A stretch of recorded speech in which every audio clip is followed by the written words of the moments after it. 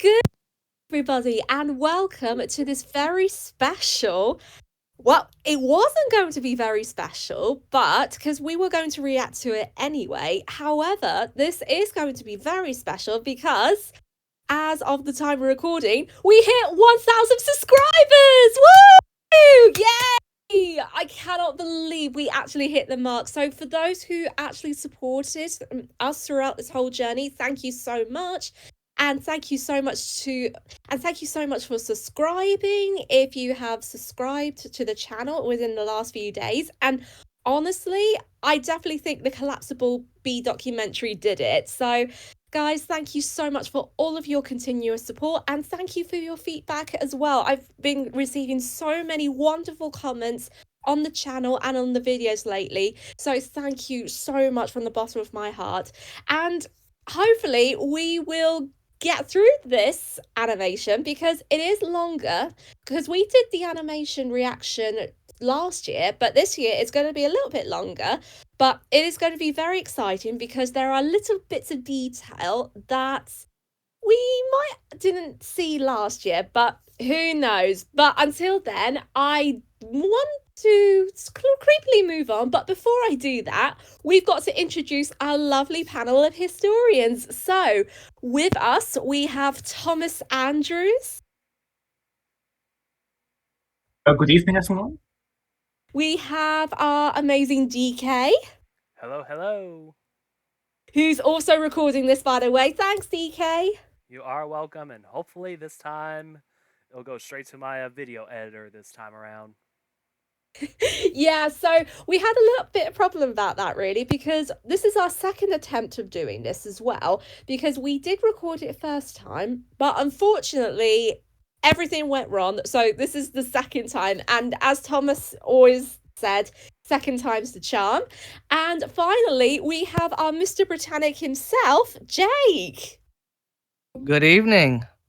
So we have a lovely panel of historians here, all waiting to scratch their itches to talk about everything Titanic during this animation. And I know a lot of people have watched this already, but for those who haven't, this is the new animation, real-time sinking of the Titanic from Titanic Honor Glory. And a few people we know have been doing this as well. They were working with Titanic Honor Glory, including the amazing Jack Gibson and also Danny Molly, who has actually been providing the life preservers or lifeboats in this one.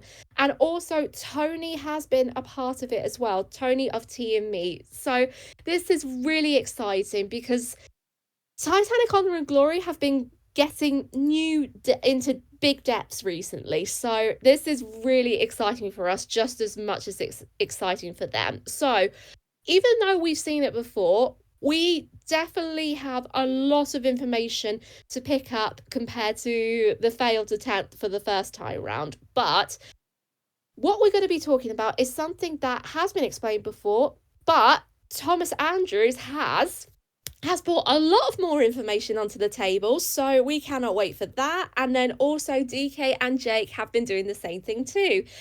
For me, I'm boring, really, because I didn't really do much to research, but to be fair, though, I've been burnt out. But I definitely cannot wait to hear more about it. And I think without further ado, we shall get started. So DK, whenever you're ready. All hands on deck. Hands on deck! Woo!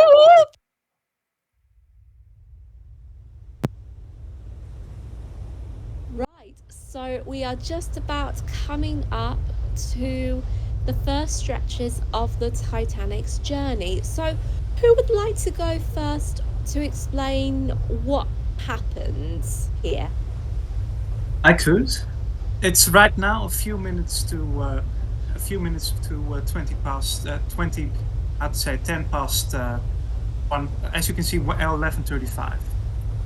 Right now, First Officer Murdoch is the officer of the watch, assisted by Fourth Officer Boxall, who is either finishing up his rounds and returning to his stateroom, or is sitting in his cabin right now. And Sixth Officer Newby in the wheelhouse directly behind the navigator bridge. At the helm, you have Quartermaster Robert Hitchens. On the compass tower, you have Quartermaster Alfred Oliver. And on the right under the docking bridge, you have Quartermaster George Thomas Rowe. Right now, she is on the 4th day of her voyage, with 2,208 people on board as stated here. With the with 899 crew members, with the band and postal clerks included. 324 first-class passengers, 285 second-class passengers, and 709 third-class passengers. She's sailing at the speed of around 22.5 knots, which equals to 78 revolutions per minute on both the starboard and port engine, and is making excellent time. Right now, in the crow's nest, you have the lookouts Frederick Fleet and Reginald Lee, standing with Fleet on the port side, Lee on the starboard side. And they came in just, I would say, nearly 2 hours ago at 10 o'clock, together with Murdoch coming on watch. And each watch is about 2 hours. And they have, it is quite dark. And the only thing they have to see something ahead of them is the outline of the stars. They, as mentioned here, have been repeated by their predecessors, these being Archie Jewell and George Simmons, that the Sixth Officer Moody gave the order to keep a sharp lookout for ice and growlers ahead. And right now, they keep staring ahead of them in case anything comes by.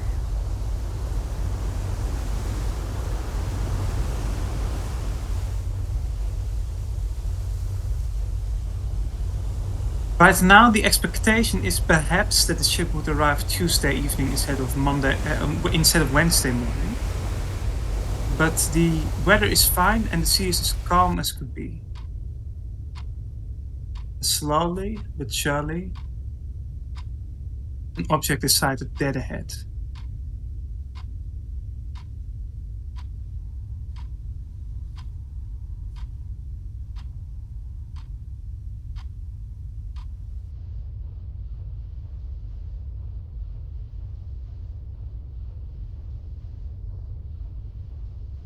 I noticed that in this scene, or I was to say shot, but this scene, it's leaning a little bit to the side. Can you tell us more about the Titanic? Because it had a slight lean, didn't it? It indeed did. At the time, the coal bunker W of boiler room number 5 and the one on the other side in boiler room number 6 was emptied completely. Due to that, the balance on the port side was a bit heavier than the starboard side, so she leaned to port a bit, a list of about 2.5 degrees. But right now, as you can see, an object is sighted, and Frederick Fleet strikes the bell 3 times and goes over to the starboard side to pick up the phone. First Officer Murdoch, unlike what the animation shows, would stare right ahead and grab his binoculars to see what is ahead, and he calculates his actions accordingly. Sixth Officer Moody picks up the loudspeaking telephone in the wheelhouse, and he gets asked, "Are you there?" And he asks, "Yes, what did you see?" And Frederick Fleet says, "Iceberg right ahead." And Moody thanks him with a polite thank you and goes right out of the door. And Murdoch, right at this time when Moody reports "Iceberg right ahead, sir," goes into the navigating bridge and orders hard to starboard, which at the time with tiller commands meant that the helm had to be put hard over to port. And Murdoch puts the engines on full stop, as reported by Thomas Dillon and Frederick Scott, and later, of course, leading fireman Frederick Barrett.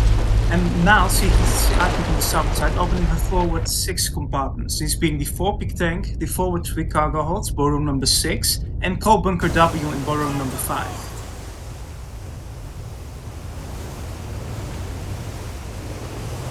The iceberg slides by and is such close that the windows in the Café Parisien on B deck become wet, according to Alfred Ormond, who was playing cards there with 2 of his countrymen and Lucian Smith.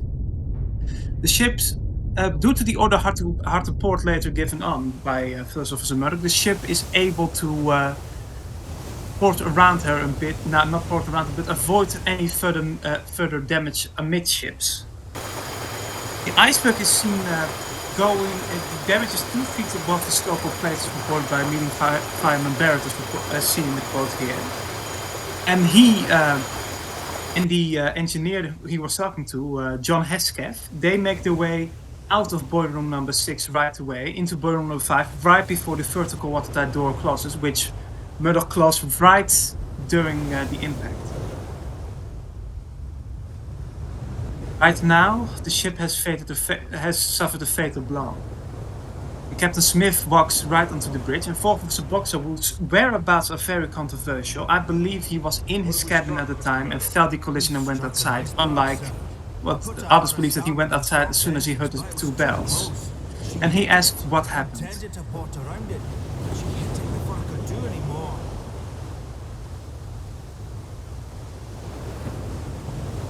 At the time on the bridge on the navigating bridge there are 4 people: Captain Smith himself, First Officer Murdoch, Fourth Officer Boxwell, and Quartermaster Oliver.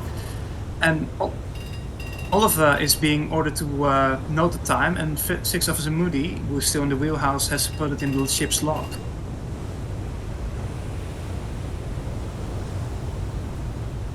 And now it is still a bit controversial why it was exactly ordered, but the ship is suddenly ordered either half ahead or slow ahead. There is some conflicting evidence on it. Quartermaster Oliver believes that the ship was being put half ahead, while we have evidence from the engine room below that it was actually slow ahead.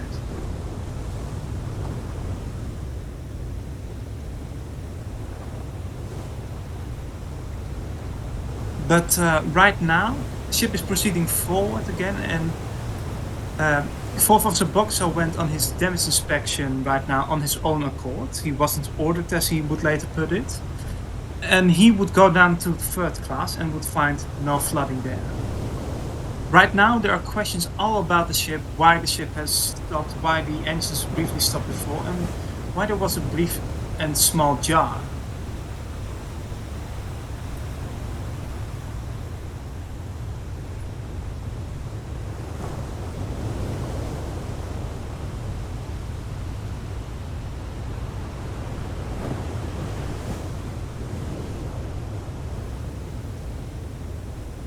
Right now, it is believed the damage may be serious. The ship slowly starts to list over to the starboard side. At around 10 minutes afterwards, the ship was already listing 5 degrees to the starboard side. Quartermaster Rowe, who saw the iceberg before on the docking bridge, observed that the iceberg was, and he thought it was a giant windhammer at first, that was a giant sailing ship. But he later on saw that it was an iceberg. He still remains there for about an hour. All across on the forward well deck there is ice particles and other blocks of ice.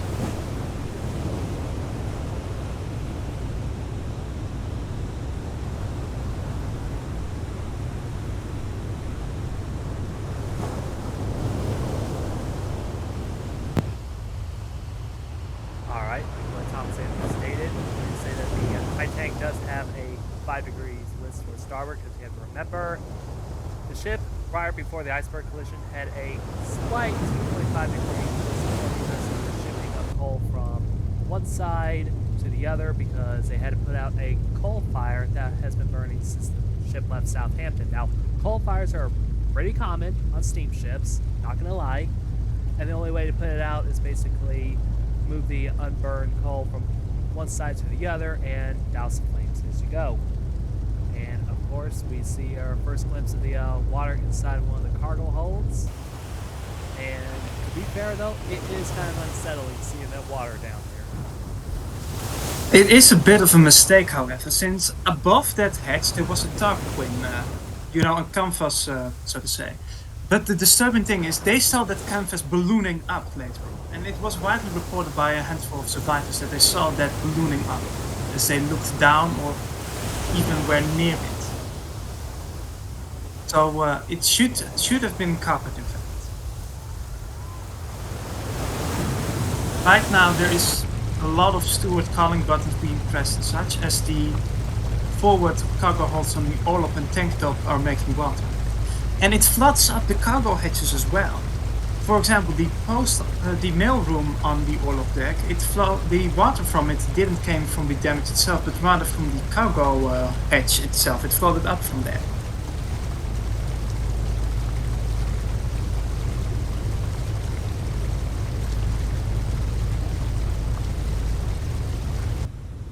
Stop engines. It's about 5 minutes after the collision now, and up onto the bridge comes J. Bruce Ismay. It is believed Thomas Enders Jr., the ship's master shipbuilder, arrived a bit earlier than that. But he arrives on the bridge and asks Captain Smith what happened, and he gets informed that the ship struck an iceberg. And when he asks if he believes the ship is seriously damaged, as it states here, it is said, Captain Smith said, I'm afraid she is. And Ismay went back to his sitting room back then. And on his way, he bumped into the chief engineer, Joseph Bell. And Mr. Bell, who was at hand quite quickly, if you consider that he already liked to perform a quick inspection about. And he informed Mr. Ismay where he believed it was damaged, the captain promised made that he would keep the Titanic afloat. And Ismay went down below, while Bell went on to inform Captain Smith about it. But the timing of it, I've seen some recent contradictions to it and such, but I believe it was quite soon.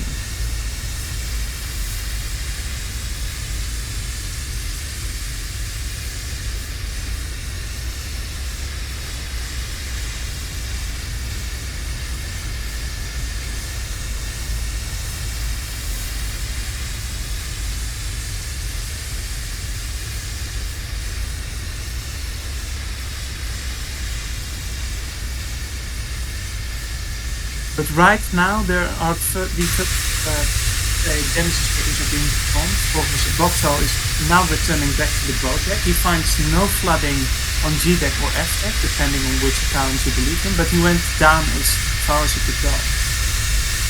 Thomas Enders Jr. on the way uses the forward grand staircase and is seen by two of his table companions, Mr. and Mrs. Albert Dick from Calgary. And they protest of him going down below decks, and he insists, I must go. No one knows the ships better than I do. It would be better if I would go. So despite their protest, he's going down again, and down on D deck he's spotted by a night watchman named Johnstone. And Johnstone recalls that a lot of ladies at the staircase asked him what was going on, and he said, be easy, everything will be alright. Alright. He repeated afterwards and went through the first class dining saloon aft and used the double doors at the end of it to go down the emergency stairwell that was used by the stewards most of the time, and was seen going into the direction of the engine room. Johnstone remained waiting, talking with a colleague of him whom he named Cusack, I believe it was.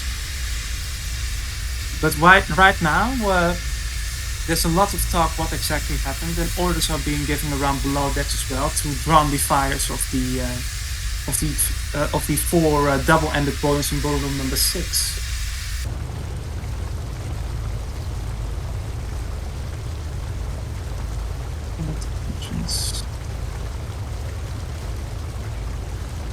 And this is a bit of a mistake. It shows the squash quad being watched quite quickly, about 10 minutes after the collision. 15 minutes. It would have been closer to about, I would say, 20 minutes that it was afloat.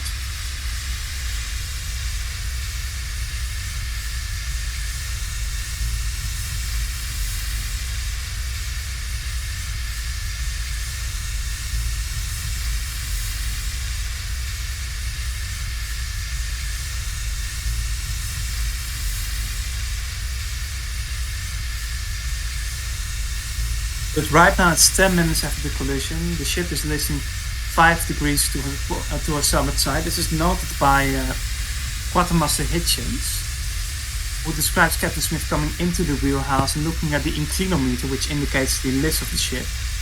And in his account on the Carpathia, he was described as saying, "Oh my God," according to Hitchens.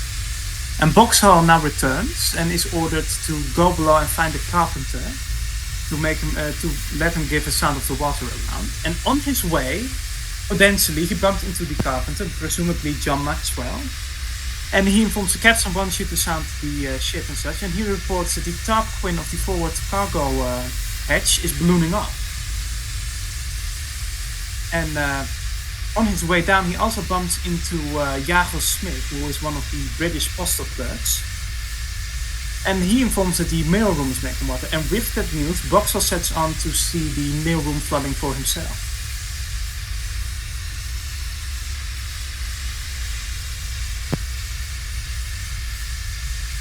Alright, so the steam hissing out, you have to keep this in mind though. Titanic was operating on near full pressure of steam. And when the ship stops, they have to release out that steam somewhere. Think of it as a tea kettle on a hot stove. And what you do with all the steam is basically they gotta go somewhere, because if you let this pressure keep building and building and building, what's gonna happen? You're gonna have a boiler explosion. So basically the steam had to be vented outwards and up through the three giant funnels of the Titanic. Now, keep this in mind though, I know it is very hard for you to hear me talking about that. You have to keep this in mind though. The passengers had to dealt with that. The crew and the bridge officers even had to deal with it as well. So we're going to live with it, and you'll have to live with it. Hopefully it'll quiet down after the steam vented out, before 1 a.m.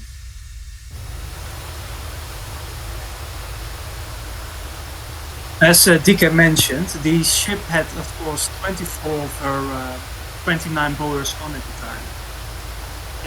And the excessive steam was released from the emergency valves on the adjustment pipe.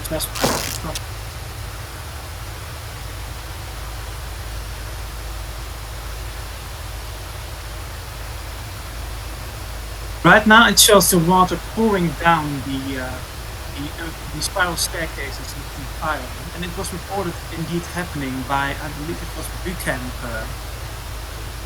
I could remember his name wrong, but I remember one of the firemen remember it all was trickling down into the fireman's funnel on the tank top.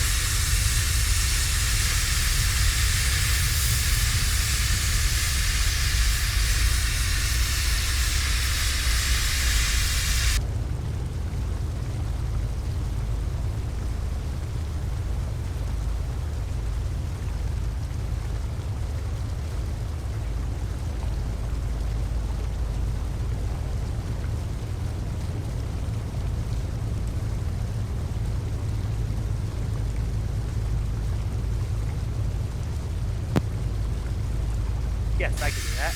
When Boxhall went to do his own observation... That's right. No. Want me to continue? Sorry. Okay, thank you very much. Yeah. When Boxhall did his discussion, now I did previously mention this in my Titanic documentary, and I'll go ahead and mention it again. Boxhall did his own inspection of the damage to see what's going on and basically what the damage is like. So he checked some various areas that he can think of. One is the cargo hold. Unfortunately, he couldn't be able to access in there. His water's already flowing in there. And he checked the mail room. And when he checked the mail room, you're already seeing postal clerks, report him saying there's water flooding in. So he went down into the post office, and all of a sudden he's already seeing stacks of mail basically floating around. And he would later go back up to report to Captain Smith saying, yes, the mail room is flooding. So basically, the damage is actually worse than what they thought. I had some additional information on that. Around this time, I would say about 15 minutes after the collision, Thomas Anders is seen coming up from the reciprocating engine room. Captain Smith followed him shortly after he was seen going down. He is seen later going up about 2 minutes later, back to the bridge, right before Boxall reports to him. And Andrews is seen by John Stone going to the post office, exactly as mentioned here. And on his way up, he bumps into the ship's barber, Augustus Whiteman, or Whiteman as his name was pronounced. And he reports to him when he asked Andrews if it's serious. My God, it is serious, it was said by him.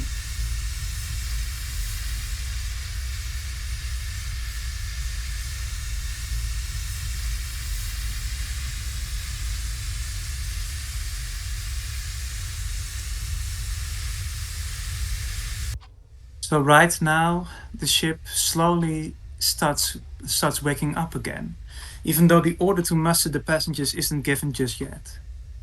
There's still some curious people about, and Lawrence Beasley, for example, went on his own trip upstairs a few times.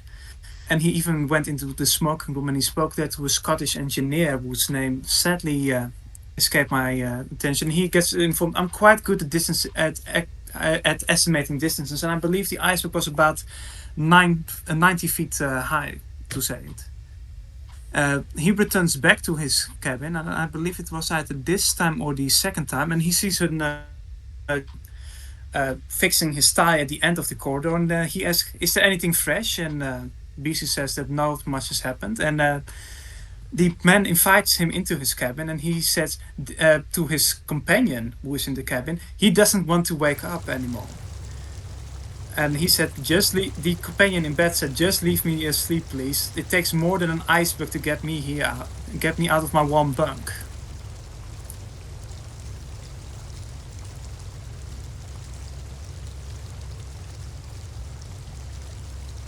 Hello. Yes, I just want to talk a little bit about Archie Jewell.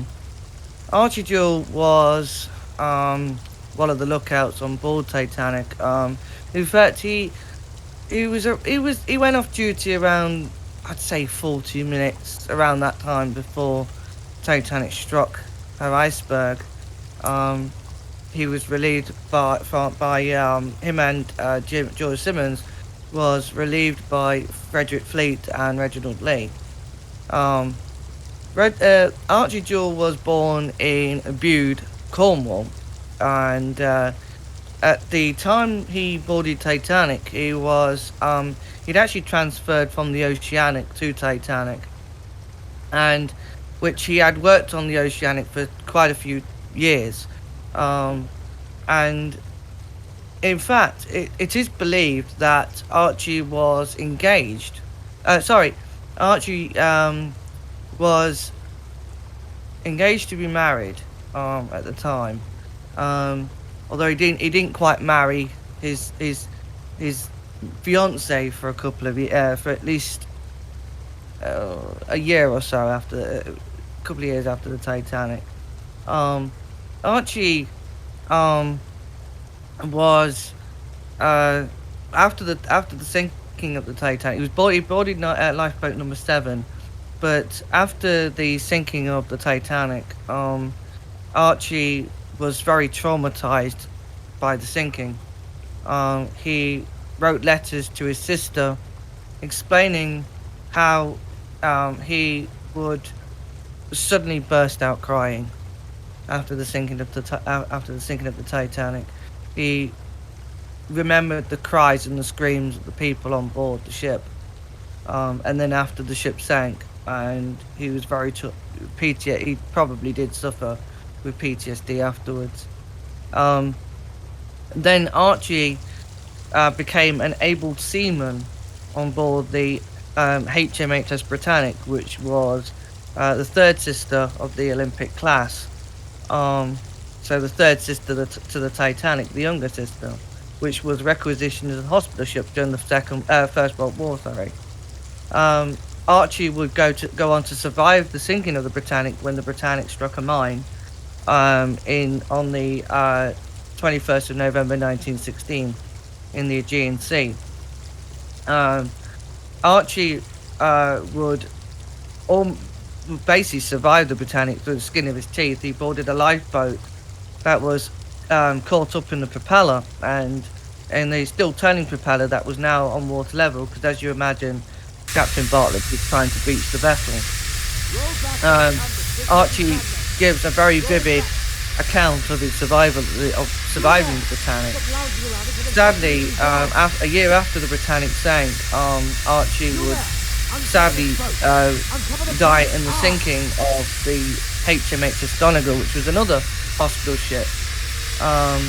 And he was actually on board the Donegal with another Titanic and Britannic survivor, Arthur John Priest. Archie was going to be a father at the time of his death. He was only 28 years old, and his wife gave birth to their son in the autumn of 1916. And sadly, Archie was never found. His body was never recovered, and the only memorial to him is on the Tower Hill Memorial in London, the War Memorial. And also he is remembered on both his wife and his son headstone. I believe that Archie's son did die very young, so that is sadly the tragic story of Archie Jewell. There we go. Alright, unlike what is shown right now, the order was given about midnight by Chief Officer Wells, 2 minutes before midnight, to have the lifeboats uncovered. Quartermaster Oliver is ordered down by Chief Officer Wells to inform Boatswain Nichols that he wants his men prepared to remove the canvases off the lifeboat. But unlike what is shown here, they are swung out already. And the team is already aware of this mistake from what I've heard, but the swinging out and the uncovering of the lifeboats were two separate orders given. One interesting note, by the way, at the time, some things remained quite the same as normal. Since Frederick Fleet and Reginald Meek were relieved by their, so to say, successors. These were George Hawk and, what was his name again? Evans. His last name escaped me a bit, but let me double check that. Alfred Evans, thank you. Alfred Evans. And they remained there for about 20 minutes before they realized something is wrong. But right now, slowly but surely, the lifeboats are being uncovered, and some of the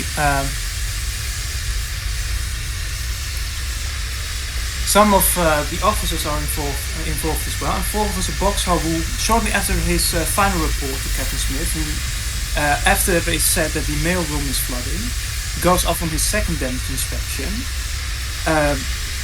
Boxhall is ordered to wake up the off-duty officers, these being 2nd Officer Lighthorn, 3rd Officer Pittman, and 5th Officer Law. And he goes to Lighthorn's cabin first, and knocks on the door, and I want to find the exact quotes, of course, for what was said. My heart rate is failing a bit on me. Geographies, officers.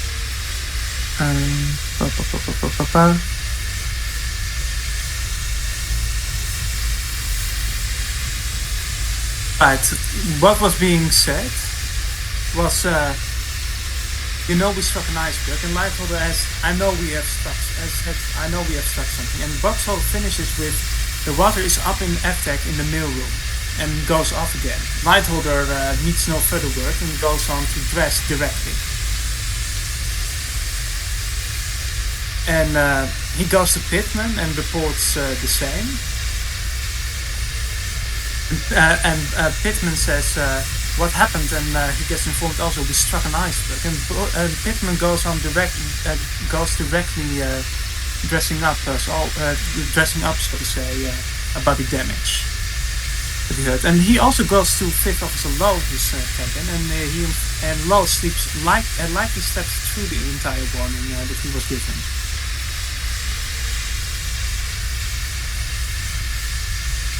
And at the same time, when Pittman goes out, about 5 minutes past 12, he goes all the way up from the boat deck, and he comes across 6th Officer Moody, and Moody informs that there's ice on the well deck, and Pittman gets a bit curious about it and goes forward and sees there's indeed ice on the forward well deck.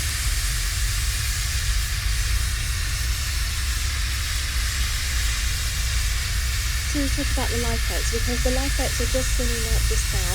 So everyone always assumes that, and it's been talked about and it's been mentioned about in every single documentary, that there were no lifeboat drills before the Titanic sinking, which is simply not true.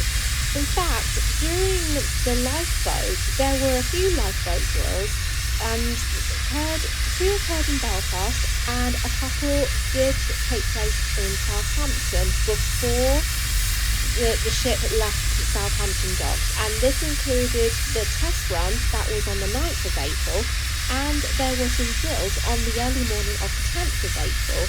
And there was supposed to be a lifeboat drill which was to take place on Sunday morning the 14th, but a lot of people assumed that it was cancelled because the captain wanted to hold religious services.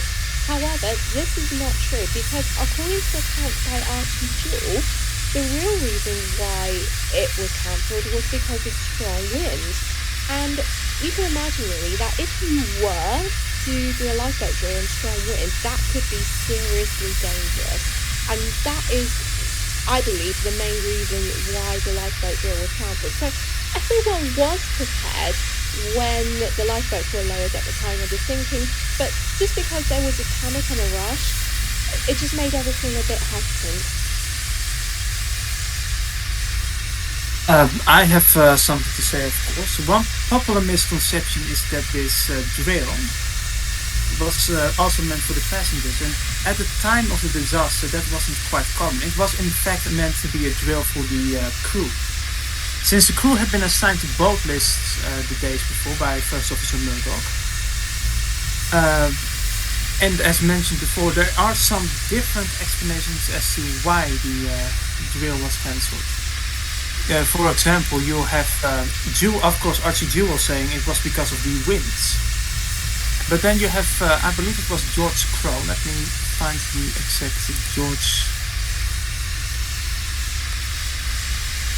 George Crow, for example, stated that, let me find the exact quote a bit. George Crow, for example, believed it had to do with the Sunday services, and said, well, I cannot say with the moment he was asked, what explanation did you hear as for the reason why the muster and fire drill for Sunday at 11:30 was not carried out in accordance to notice? Crow said, well, I cannot say with any exception that they held a church service at 10:30 this Sunday morning. And the service continued over the time? No, sir, it was over after 11 o'clock. And after no explanation given of suspension of order, none whatsoever, sir. And then you have First Class Saloon Steward Edward Wilton, and he said it had to do with the meal times and such of the passengers being different, and that the staff in question was necessary for it.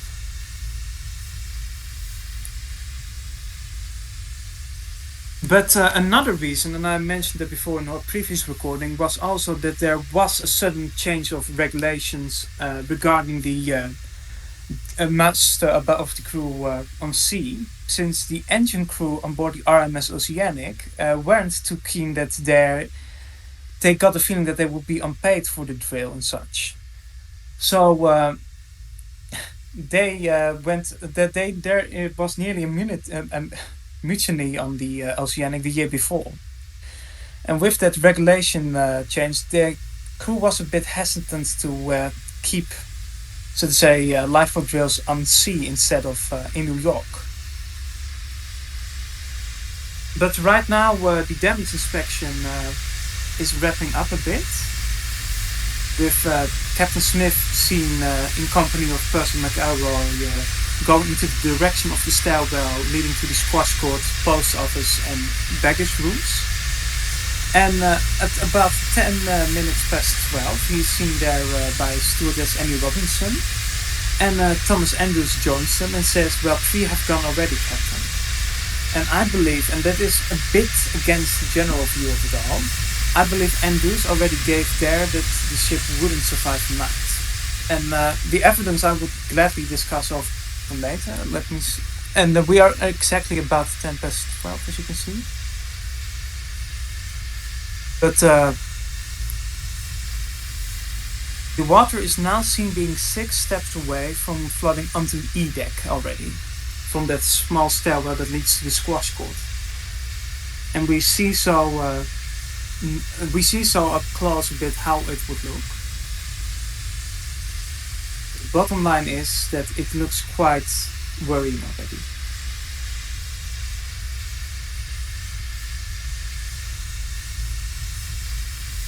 Steam is still being exhausted from the ship,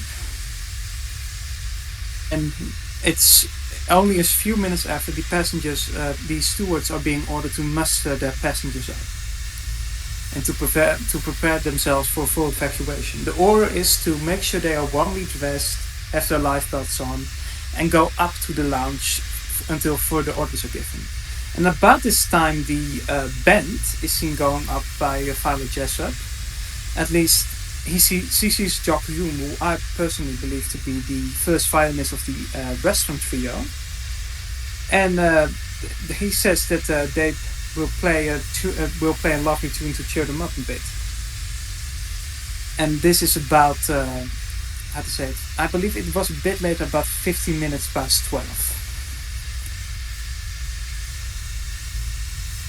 Jump in to talk about the orchestra, because it was around before then that they had felt the collision a bit more earlier. So it was believed that when the iceberg hit, two musicians in one of their cabins on the starboard side felt the collision, and they ran to find the other musicians, including band leader Wallace Hartley, to their cabin on the opposite side, which was the port. And all of them were confused about what's going on until Captain Smith paid an unexpected visit, and he told them about the iceberg situation. And Wallace Hartley, knowing that he knew what to do, even though they didn't really feel that the ship was sinking properly at first, he said, "Right, man, we'll gather it up together." And they ran all the way up to the boat deck, and that's where they did bump into Violet Jessup. But it was thought that as they were all dragging their their musical instruments behind them, a lot of people were laughing at them because they thought that they were ridiculous, and most of the people were crew members. But luckily, well, not luckily, they managed to be very brave that night and play tunes until the very end. And towards the very end, there was the story that before he left the Mauretania, the Cunard liner, Wallace Hartley said to his friend that if I played a final tune, if a ship was sinking, it would be either "Oh God, help our ages past" or "Nearer my God to thee." And "Nearer my God to thee" was one of the songs that he chose, and the band followed, even though I recently found it wasn't on the list, because there was a list that survives of all the songs that the orchestra had to learn how to play, so passengers can request the orchestra to play each song during dinner. "Nearer My God to Thee" wasn't on there, but they played it anyway. And then as the ship went into the sea during the final moments, all apart from three were recovered. All apart from three were not recovered. That's what I was going to say. So I do apologise about stuttering there. I knew I did historical accuracy, so I do apologise. I got one more note about the band, by the way. I personally do believe they played on their own accord, since Captain Smith had other worries on his head. And I don't think the band would be on his mind. And I haven't seen any account of Captain Smith coming down below just yet, presently. But one note I have about what you can see here, I believe there are too many passengers on the deck way too early. This will be decided about 10 minutes afterwards.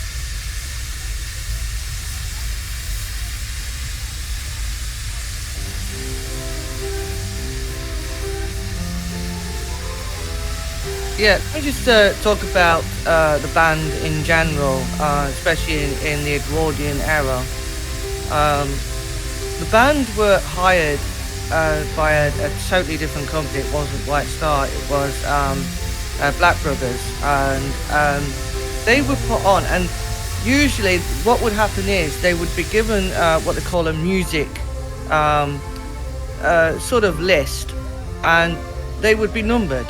And then the music was taken, the list was taken away from them, and they would have to memorize the songs and the numbers.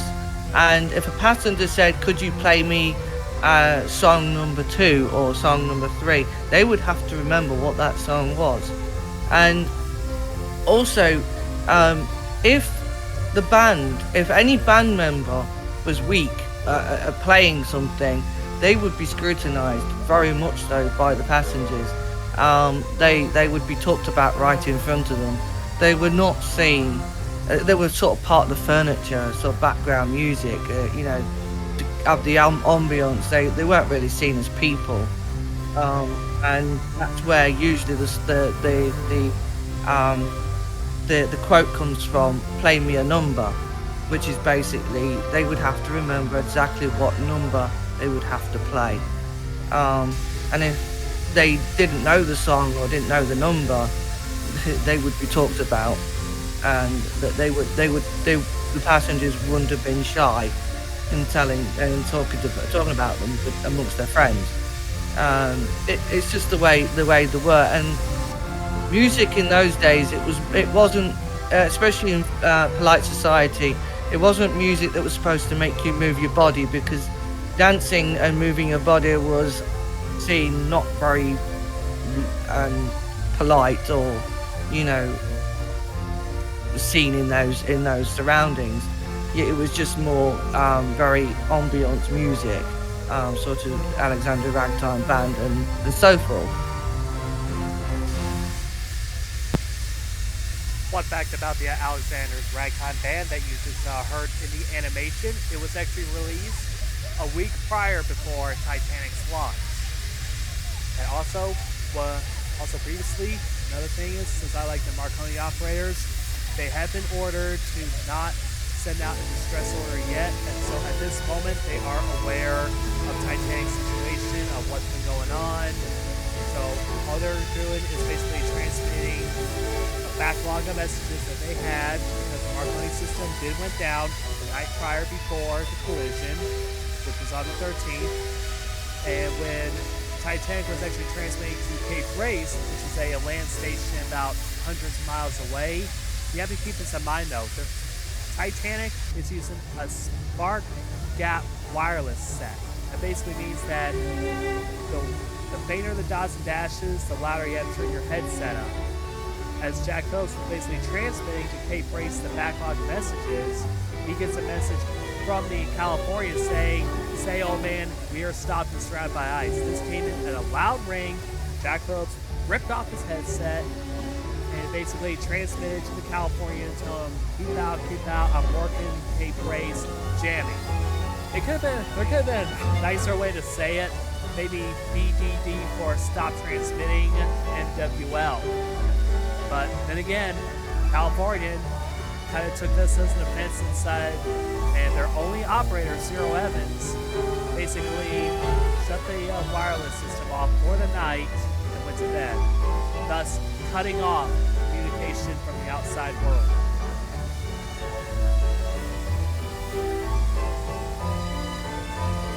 I've got some additional information to it. Second Officer Bissett of the Carpathia later told that the shut up was quite a normal occurrence between wireless operators.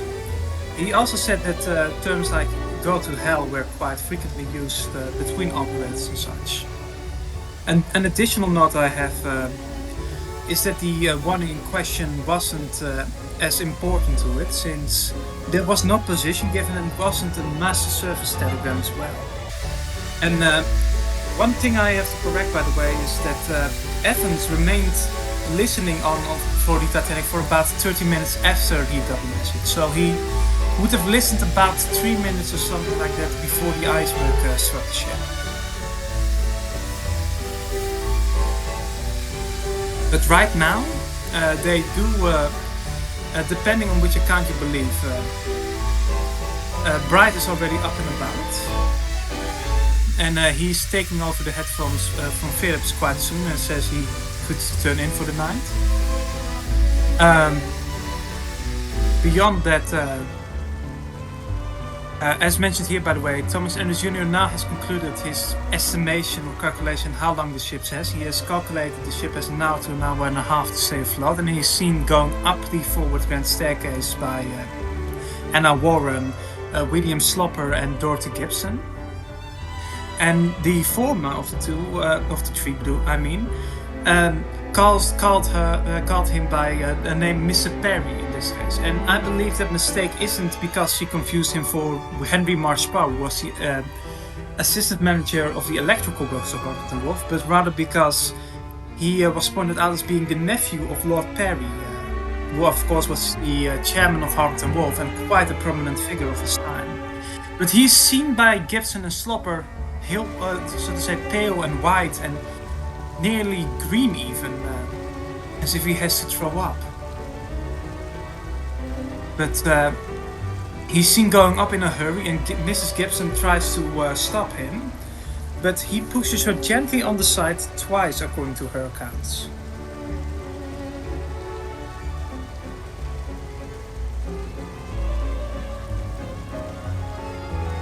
We can see in the animation now that the water is flooding up to the third class deck space, and it was around this time that many of the third class passengers were aware of what was going on.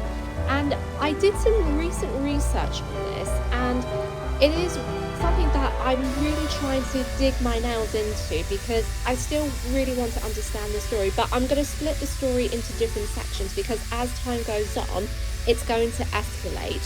So there were third class passengers who were aware of what's happening. Some of them have noticed a slight lisp, and there was some that saw that water was coming into their cabins. So some of them decided, okay, we need to find a way to get off. And some of them grabbed their belongings from their cabins or themselves or anything that they could to try and find a way to go up to the boat deck. And at 12:30 a.m. or towards around this time, it's reported that the gates down in third class were unlocked, and as people would see in the James Cameron movie, they would just think that the third class passengers were locked down and the gates were never opened. And it was the same case in the 2012 miniseries Titanic, with Julian Fellowes writing the story, who is the writer of the television show Downton Abbey. It is believed that the Italian staff members were locked down. Again, this is not true. But what happened around this time is that the third class passengers had made their way to the boat deck, but stairs and ladders to the upper decks were blocked by stewards who were waiting for orders. And it's to tell that no one gave stewards any orders to know what to do for the third class passengers to make way up to the boat deck. And it was believed that some of them were held back by the stewards. Some of the third class passengers were held back at the ladder that connected the aft well deck to the second class area on B deck. And this is really terrifying because you just think some of it was organised, but some of it was not. But again, I will go into later detail in the second part of the story, and I'm going to try so hard not to cry on that bit. But yeah. I have some additional information to fill in. Unlike what is often showcased in movies, the aft well deck, or down on C deck, was the place where most third class passengers gathered, since most of them went astern, where the third class general room, the third class smoking room were located. And when they went out, they were prevented from going up the second class promenade from the aft well deck. And these stairwells had waist-high gates, and behind these gates there were crew members, presumably stewards, but in other versions it are seamen, but I personally believe it was stewards. And they nearly didn't let anyone through. And as for the restaurant staff, they were held back there as well on the aft well deck. And it would likely be worse than being locked up, since they would see all those lifeboats being lowered away until further access to them was granted. The two men that were allowed up were the Maitre d' Hotel of the à la carte restaurant and the chef, Pierre Busco. The Maitre d' Hotel, by the way, was Paul Mange, and Mange, he was a Frenchman. He was the highest paid crew member to survive as well.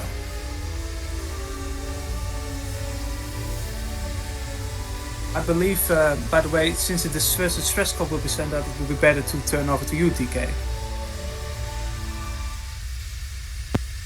Sounds good. I take over from here. All right, now the evacuation in Titanic now begins. First Officer William Murdoch will take care of the lifeboats on the starboard side, while Charles Lightoller, on the port side, and then Captain Smith will go back to the wireless room and give the Jack Phillips and Harold Bride the ship's position and then go ahead for assistance. Now, trying to figure out where you're at in the ocean, there's a lot of math, there's a lot of science, and basically you won't be able to go over that anyway because it's so complicated. So the first set of coordinates that they had were basically, they were off by, I don't know how many nautical miles anyway, and then later on they get the updated coordinates from Vauxhall, which basically shows the last known coordinates of the CTD distress calls.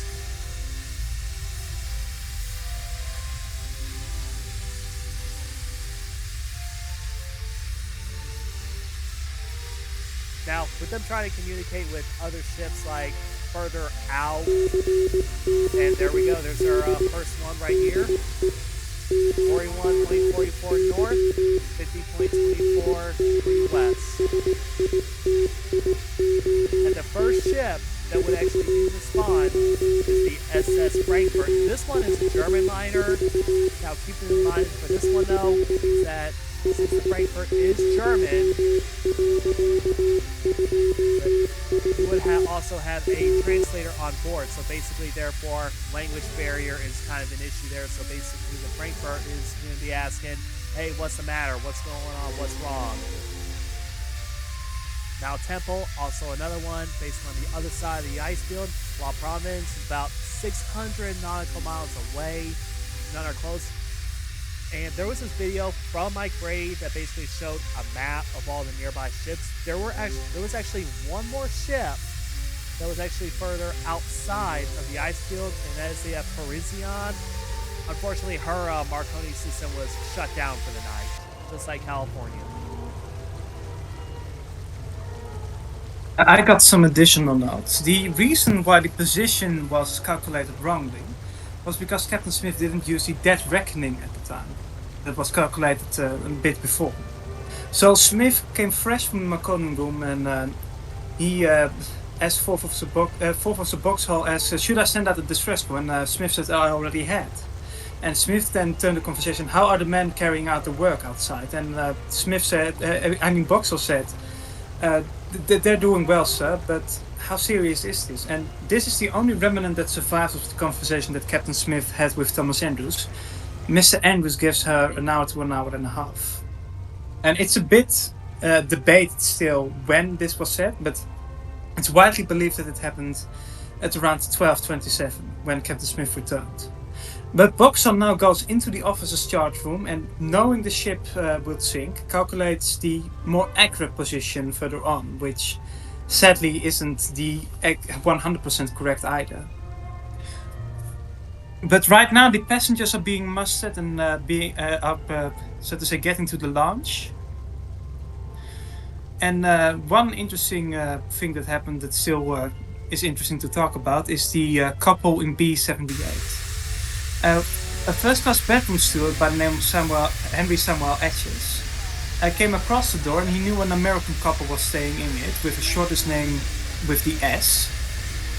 And he, how to say it, it weren't his passengers, but he still knocked on the door and said the order was given to have them out of it. And some people, it is still unknown who this couple were, but I believe I found some recent evidence to suggest so. A lot of people think it were William Augustus Spencer and his wife Marie. But the problem is they do not match the description Etches gave, since Etches described them as undoubtedly Americans. But Mrs. Spencer was French. And how to say it, the couple weren't described as being old as well. But I believe that there's evidence to suggest that the couple were Lucian and Mary Eloise Smith. As their stateroom, even though it's often said to be C31, how to describe it? It isn't. There is no evidence that puts them there, even though they strangely suddenly went. So I believe that the couple in B78 was likely Mr. and Mrs. Smith. But right now the passengers are slowly being mustered up on the deck, and you must understand their perspective. They're suddenly being caught out of bed in the middle of the night, the dress warming, put on life belts. The band is playing, the ship is warm, but we stopped. Some people do not think how to describe that it's anything serious. Only a handful know that, how serious the damage is.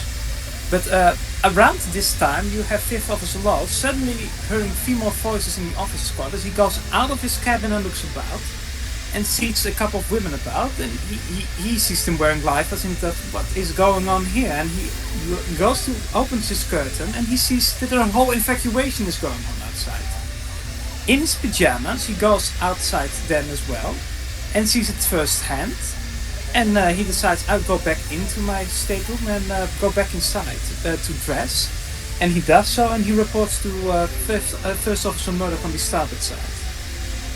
Since right now you have Second Officer Lifeboat is still swinging out some of life was on the port side and waiting until further instructions. And later on he finds Captain Smith and he says, hadn't we better get the women and children into the boats? And Smith, due to the sound of the escaping steam, cannot hear him too well.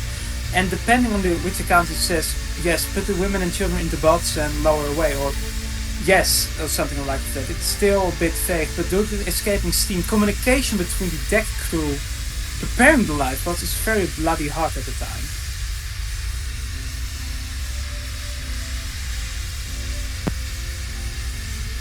Also, well, it wasn't Lowe's first time at sea.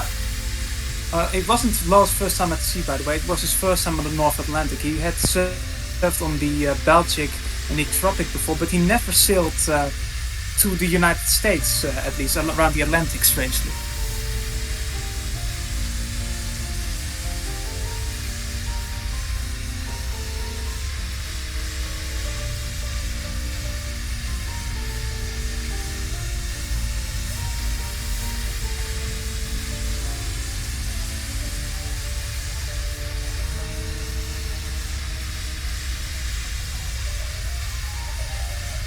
One additional note regarding the Marconi wireless operating system.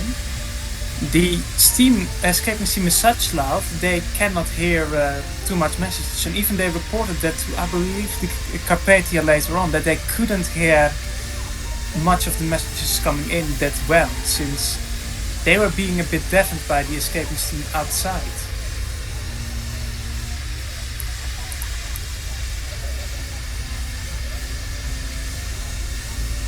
Well, regarding Lowe, Boxall reported that he went to Lowe's stateroom, but it's a sort of theory that he didn't went instead. But I never heard of anything between Boxall and Lowe going on. But Lowe was quite a character, that can't be denied.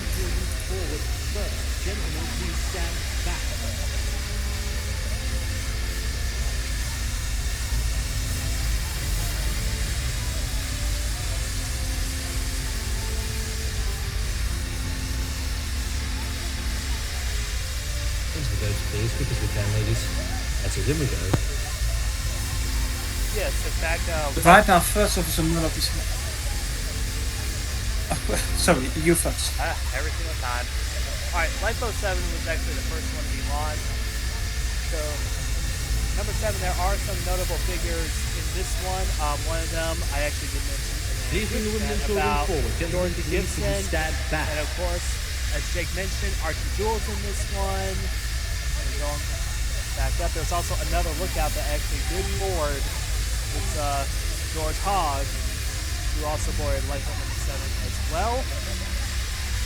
And basically this one, the first few lifeboats that were actually lowered, some passengers were really hesitant at first because they rather prefer to stay on the ship rather than board a little wooden lifeboat, which is which is there's a lot of lower numbers on the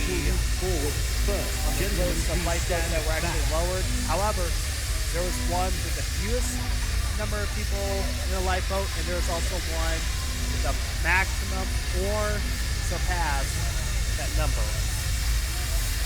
I can't wait till Steve's gone. Me neither. But one of the interesting stories, and I mentioned his name before, was William Slopper. And Slopper was a stockbroker from New York.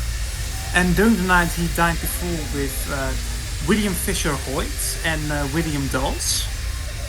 And he went up to the lounge, and suddenly he was approached by a gentleman. His name was Frederick Seward. And Seward said, we need an extra partner in bridge. Would you like to join in? And he stayed with the party, consisting out of Dorothy Gibson, her mother Pauline, Mr. Seward, and then Slopper himself. And later, he just went along with them in the lifeboat. But lifeboat number 7 was lowered at an hour after the collision, with under the supervision of First Officer Murdoch and Fifth Officer Law. And there were 28 people in it, these being 13 men, 12 women, and 3 crew members. The identity of 4 is still being discussed right now while we speak. And we likely never will know the full answer unless more accounts pop up, of course. But it had a capacity of 65, and it wasn't filled further on.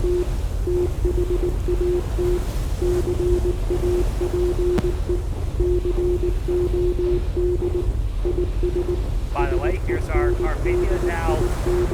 Carpathia operator Harold Cottam managed to pick up Titanic's distress signal. Now, the story of Carpathia is very, very unusual. So basically, the ship left New York on April 11th, 1912, and it was basically on a 10-day voyage to the Mediterranean. However, before Harold Cottam went to bed, he likes to basically sit in the wireless room, put on his headset, turn on the equipment, basically listen to the outside world. However, when he transmitted to Titanic and said, hey, you know there's a batch of messages from Cape Cod, and Jack Phillips cut him off saying, come at once, struck a bird, old man.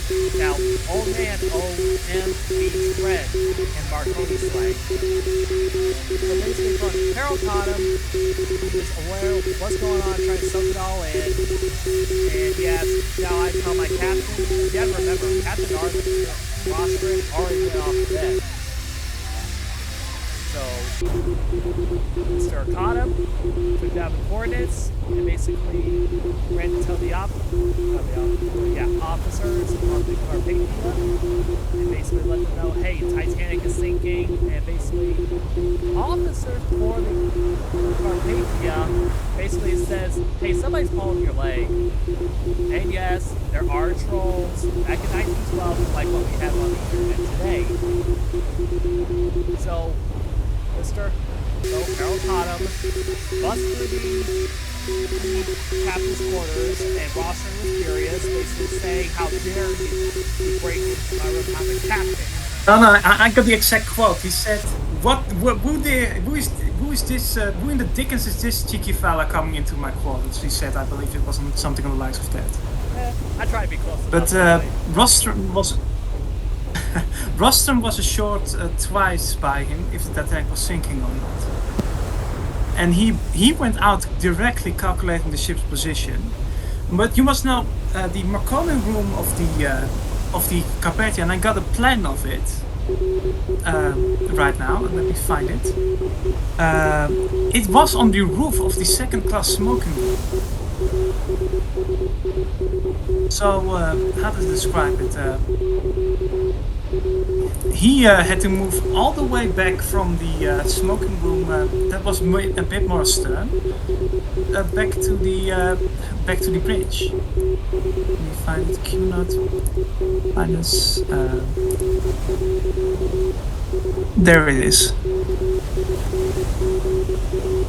All the way astern on the deck house of the second-class smoking room.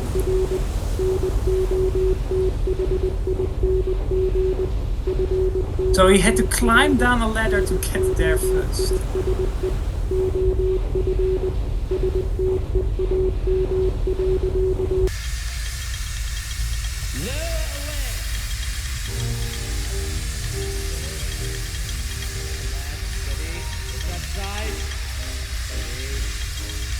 But right now we have lifeboat number 7 being lowered down. With, as mentioned before, 28 people on board, 30 men, 12 women, 3 crew members. And these crew members, as mentioned before, were Archie Jewell, George Hawk, and an able-bodied seaman named William Weller. And on board you have 3 Frenchmen named Paul, Alfred Aumont, Pierre Macher, and Paul Chevet. And Chevet was a sculptor and such, and he would be the first of the survivors to die in 1914 from Paul Bright's disease. But also on board you have a very controversial survivor, Alfred Noorny. And Noorny, he was a German baron, and he originally booked second class, but was transferred to first class, being assigned to Stateroom D38. But he was very controversial on his behavior on both the Carpathia and in his latest life, since he monopolized the amount of blankets on the Carpathia by buying them all out, and he fired off his revolver in the lifeboat later on. But he also, how to describe it, became a member and even a bit of a soldier in a very controversial party, to say the least.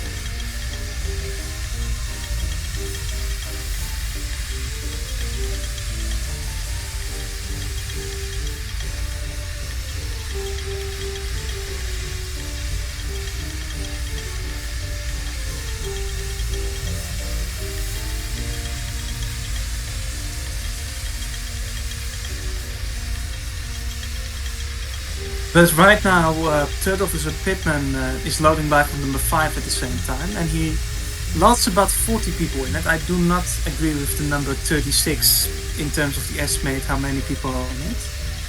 And as we see soon, he as Third Officer, First Officer Murdoch.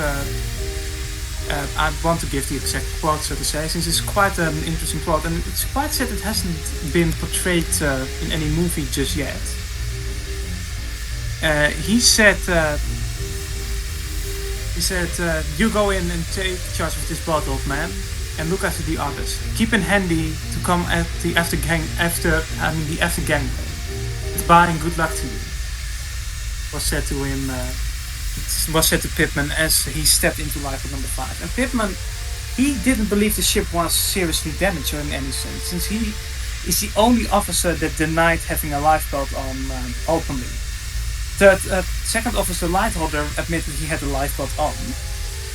And Boxall is believed also to have had a lifeboat on, but of the surviving officers, he's the only one who denied that he wore a lifeboat, and he's the only one whom I know for certain didn't have a lifeboat on.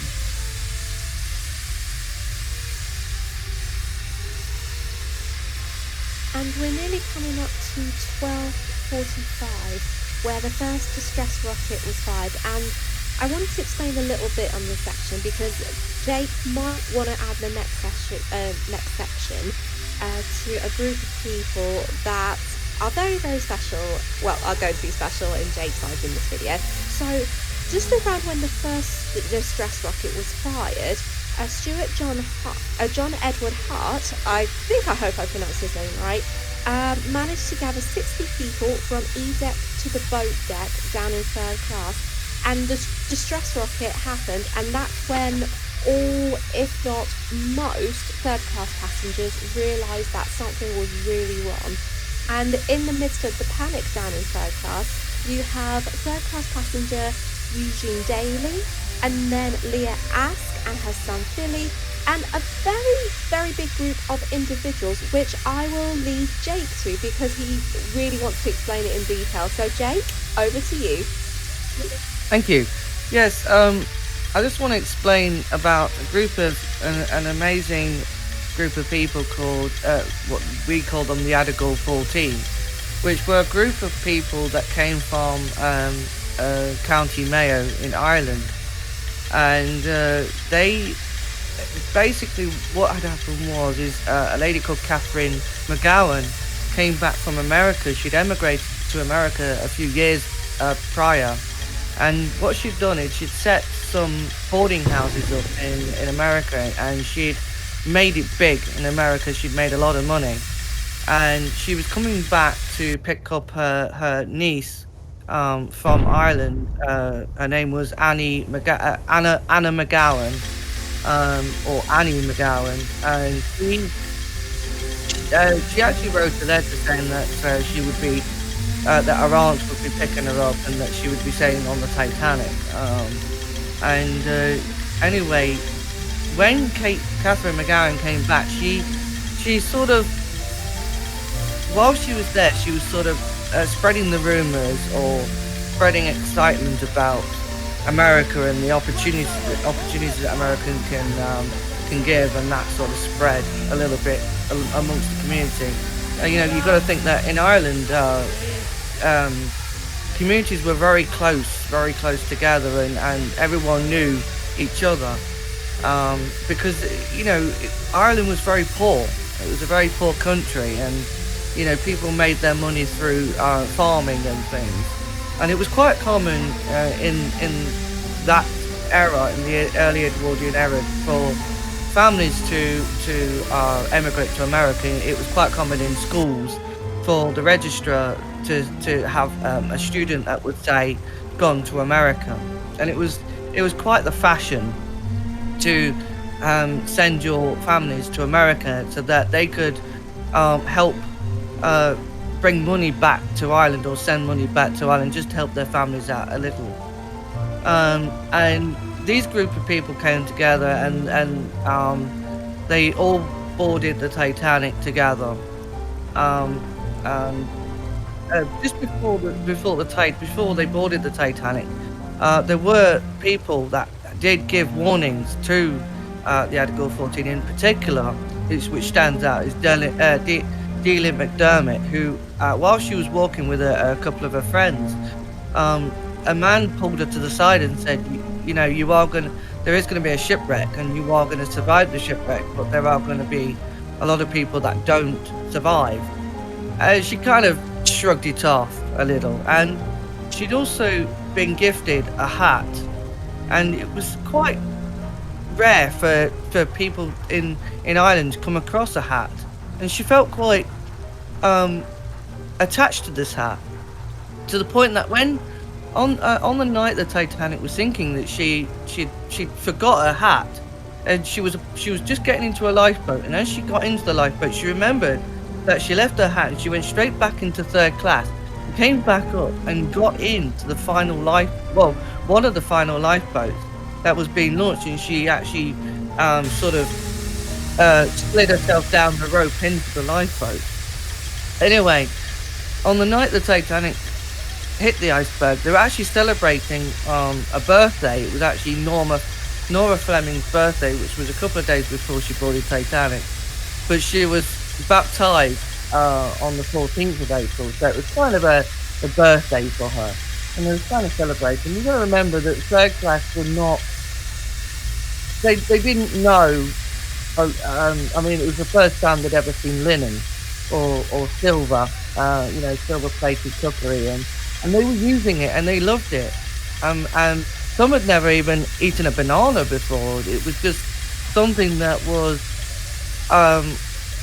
new to them. It was sort of a false hope of what was to come, because sadly, out of the 14 that did go on Titanic, only 3 made it off alive. Sadly, 11 of them went down with the Titanic, and it's really sad. It really is sad. But that's the story of the Article 14. What you can see here, by the way, is a bit of a mistake, since we know there was a steward down here named Joseph Thomas Reed. He was his assistant second steward, one of the most important men in the Victorian crew. And he recorded a small stream came by, and at the time he went up, it was no higher than its heel. And it happened about 5 minutes later than that, something of the likes of that. but it's going in way too bloody fast.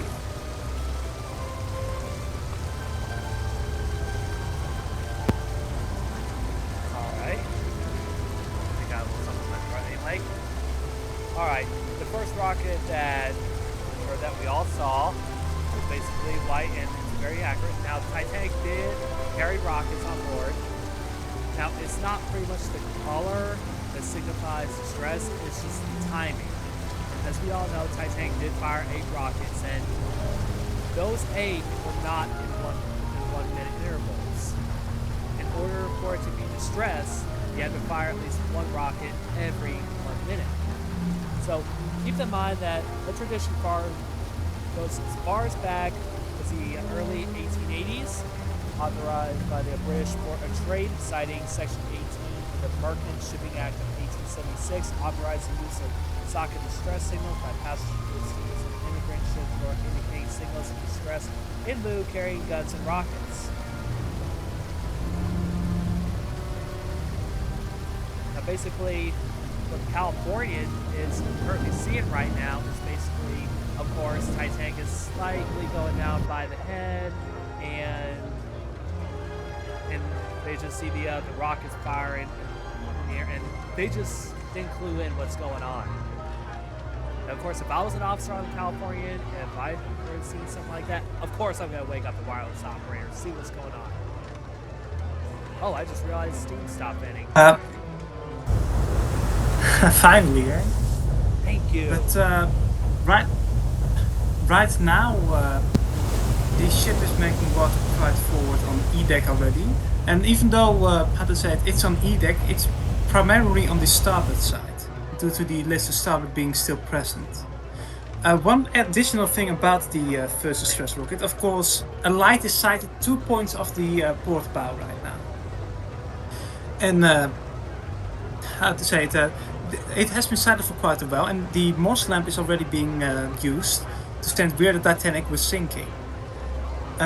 And the Fourth Officer Boxer got a bit impatient with it and grabbed the first socket signal himself, put it in the socket behind the starboard side bridge wing cap, put it in, fired it off, and he, how to say it, around that time, it's strange he didn't recall it, but Quartermaster Rowe on the docking bridge was speaking with his relief, this being Quartermaster Alfred Bright. No, Arthur Bright was his name, not Alfred, Arthur. And Bright, how to say it, was relieving him, they were talking a bit, and suddenly Rowe sees lifeboat number 7 being rowing away from the ship, and he gets on the phone directly.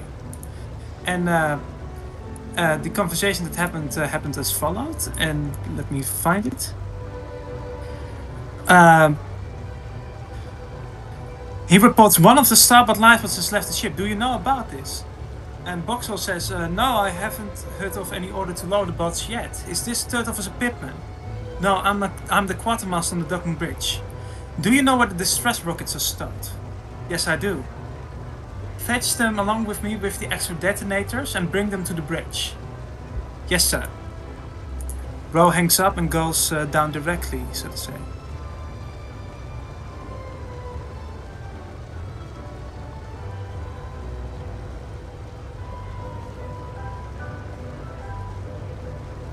Yes, as you saw that Lifeboat 6 was being loaded. Now, Lifeboat 6 has a very interesting, in fact, I think it's about to be launched now.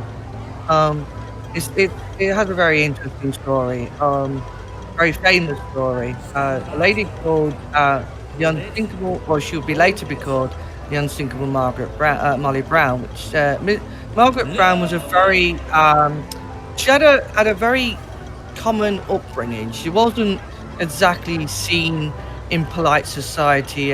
She wasn't very. She just wasn't polite. She was very outspoken. She spoke her mind. She was a very strong character. And in Lifeboat 6, because also Frederick Fleet, who was the man who saw the iceberg in the crow's nest, look out Frederick Fleet, he was also in this lifeboat. And so was Robert Hitchens, who was at the helm of the Titanic when she struck the iceberg. In while it was in the water, Margaret Brown and Robert Hitchens seemed to have had some sort of kerfuffle, some sort of argument, and something was going off between them two. Because later in life, Robert Hitchens said, "You know, Mrs. Brown could have got into any lifeboat that night, so why did she have to get into mine? I mean, seriously, so something must have really kind of got his, as we say in the UK, got his goat up, got his spine up a little bit, and with Margaret, and it's kind of an interesting story. We don't know what was said or what really went off between them, but it obviously didn't impress Robert Hitchens very much. And during the sinking, during the night, Captain Smith would end up calling the lifeboats back. At least lifeboat number 6, as in general, would call lifeboat 6 back to try and pick up all the passengers, some more passengers from the ship. But sadly, lifeboat 6 did not return to the ship, nor neither did any other lifeboat return to the ship itself to pick up any more survivors.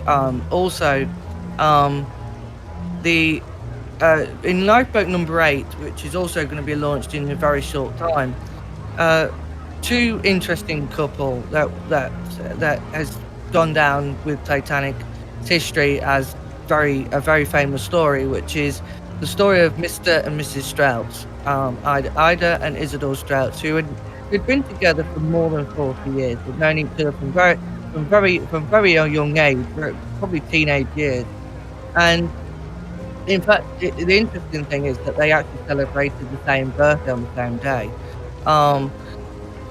They were very much in love, to the point that they would send very racy letters to each other. They didn't like to be apart from each other, and they were very much they came together. That's it, and they went together. And this is what happened with Titanic, is that when Ida got into the lifeboat number 8, she stepped in, and then when she realized that Isidore wasn't joining her, she stepped back out, and she gave her coat to her maid who was already in the lifeboat. And Isidore was offered to go into the lifeboat with her, but he said, "No, I'm not going before any other man. I am not going before all the ladies and children." And he wouldn't go, and neither would she. And she said, "Do you know what? I've been with my husband for more than 40 years. Where he goes, I go." And they both died together on board the Titanic. And sadly, Isidore's body was the only one to be recovered, and Ida's was never, if it was recovered, it was never identified. So that's the story of those two lifeboats. I can firmly say, by the way, that the body of Ida Strauss wasn't recovered. I've looked at the descriptions and nothing matches. I do say if it was recovered, it wasn't identified, because we do generally say that. I'll probably jump on a little bit, because I know I've got 2 more people to add who had connections with lifeboats 6 and 8. So the first person that I want to talk about who also went into lifeboat 6 was a lady called Eloise Hughes Smith, and she was recently married and she was pregnant at the time. And the story goes was that her husband woke her in her cabin during the night, and he said, "Well, we have struck something," but he was as cool, calm as a cucumber, and he just ate an apple while she was getting dressed. And she looked at him as to say, "Why aren't you being serious? We are in trouble." And she had a feeling that something was up. But when they went up to the boat deck, it was said that Eloise actually went to see Captain Smith, and she asked him, "Can my husband come in the lifeboat?" And in response, the captain shouted through his megaphone in front of her face, "Women and children first." And quickly, Eloise's husband, Lucien, said, "Never mind, Captain, I'll see to it she gets in the lifeboat." And then, with a straight face, he told Eloise, "I never expected you to obey, but this is the one time that you must. The boat is fully equipped, and everyone on her will be saved." And Eloise said, "Is this true?" And Lucien said, "Yes, it is true."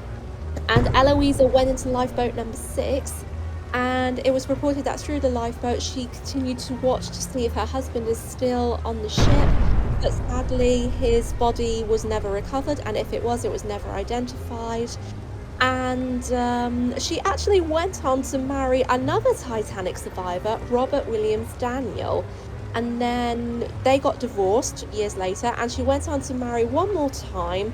And then she ended up getting the divorce. And interestingly, on her death certificate, she put that she was recently widowed. Well, not recently, she was widowed. And she was a widower to Lucien, which very odd, but I can guess really that Lucien was her one and true love, I guess. And their son, Lucien Jr., was born just after the Titanic disaster. But Robert became a father figure to Lucien Jr., which was a really nice touch. And then the second passenger I want to jump on quickly, because I know DK wants to get to lifeboat number 12, which I'll let him explain in a minute. But the other person who had a connection to lifeboat number 8 was Colonel Archibald Gracie. He never got into that lifeboat, but he tried to assist all the women and children that he could to get into the lifeboats, including Ida Strauss. And he begged and persuaded her to get into the boat, and his protests were ignored. So he managed to communicate with Second Officer Charles Lightoller throughout the entire sinking, while carrying as many women and children as he could. And he managed to get most of the ladies, and at one point he was seen carrying a little baby in his arms. But then Colonel Archibald Gracie, even though there was a little bit of a rope between the crewmen towards the end of the sinking, that didn't allow him to get to the lifeboats, and the crew members were there to block the men to reach for the lifeboats. Colonel Archibald Gracie said, "Okay, I understand that, but I'm going to save as many women as I could." So he did that, and then towards the final plunge, he helped Second Officer Charles Lightoller and a few others to launch Collapsible Lifeboat B, which I will go into it later. And then what happened was that something was attached around him. He got caught under the ladder, and he actually sank with the Titanic, but managed to free himself, and he managed to get away to Collapsible Lifeboat B while swimming, and managing to get away with a few bruises. And I think he did have some other serious injuries, but I can't remember what it was, but I did mention it in the documentary. And then Colonel Archibald Gracie went on to write an account of this sinking, but he would sadly die in December of 1912, a few months after the sinking of the Titanic. And yeah, that's basically it.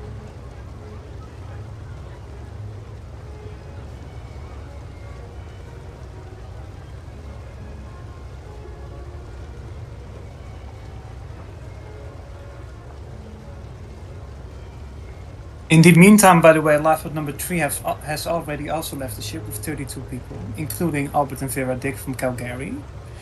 And the story that is quite amusing, that is often described, is that they were helped to the lifeboat by Thomas Andrews, and as they were about to leave one another, they got to each other in a tight embrace. And Fifth Officer Lowe was a bit impatient with them and just shoved them in while still hugging one another.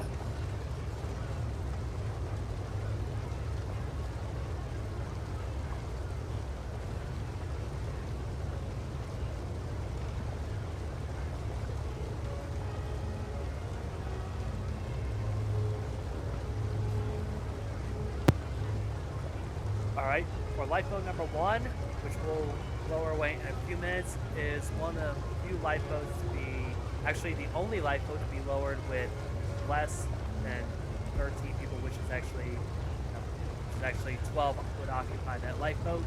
Basically, it was 5 passengers, all the first class, and 7 crew members. The lifeboat itself was the subject of controversy whatsoever, basically post-sinking the Titanic. And basically, most of the controversy was actually centered around Sir Cosmo Duffgorn and his wife Lucille. Now, both of them did board that lifeboat, but after the sinking of the Titanic, once the ship completely went down, it was supposedly, or speculated, one or the other, that, I get my names mixed up. So Cosmo Dovegord bribed the crew members from not going back to pick up more passengers. You have to remember, and there we go, lifeboat number 1 is launched. Only 40 people can fit in there. Look at how many occupied. 12. 28 more could have fit in that boat. And I did a whole documentary on lifeboat number 1, and it's uploaded on my channel. And we'll basically leave a card on the top corner of the screen for you guys to check out.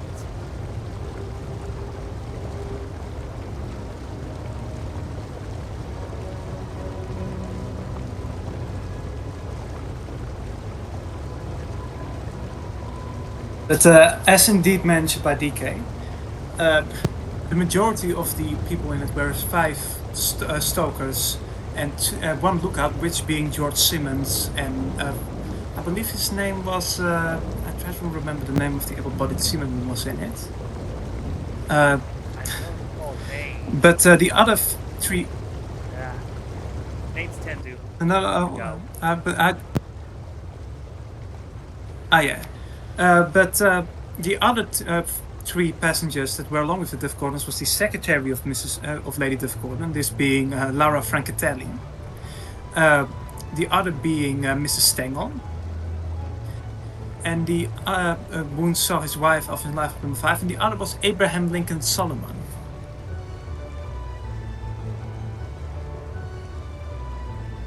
I believe the time is search for boiler room number 5, I think, about this time. Should be that coal bunker is not going to hold back that water for much long. Not long before the non-watertight door breaks open.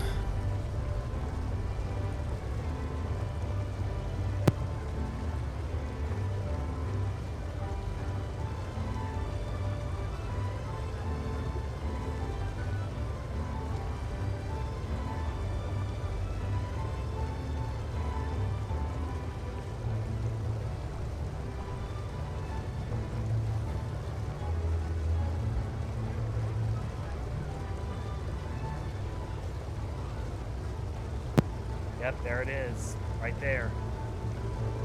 So the coal bunker wall is actually a thin sheet of metal. It's actually designed to store the coal in. Now, when the Titanic did sideswipe the iceberg, it did puncture 5 watertight compartments, but there was a tiny gash for boiler room number 5. And basically, where that gash was is actually in the coal bunker. Water basically flooded in there for a while, and now this is where the sinking of the Titanic takes a dramatic turn. As we all know, this was at the point where Titanic's basically screaming out in pain, and I'm saying that personifying that the water cannot, the coal bunker cannot hold back this water for so long. So basically, crew members in boiler room number 5 with Frederick Barrett, Jonathan Shepard, and Herbert Harvey tries to basically pump out the water, just try to buy Titanic some time. As they lift up a manhole cover, basically try to run some equipment underneath there, Jonathan Shepard, unaware of his surroundings and being in water, actually fell into the hole, breaking both of his legs. And he had to be assisted up out of the hole and basically taken to the pump room. And as we all know, what they did not know was coming up next for them.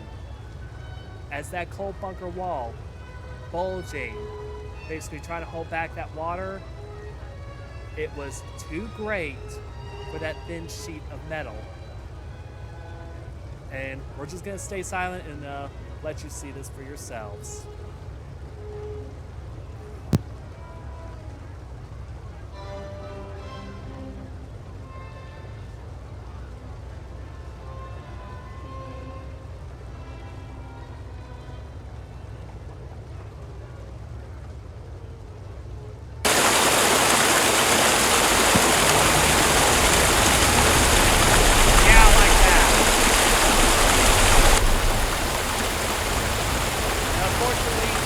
flooding of Boiler Number 5 claimed most of the casualties of the 16th Titanic. Lots of members covered Harvey. However, we have done a video about not December. Feel free to click on my copy. God, that's loud.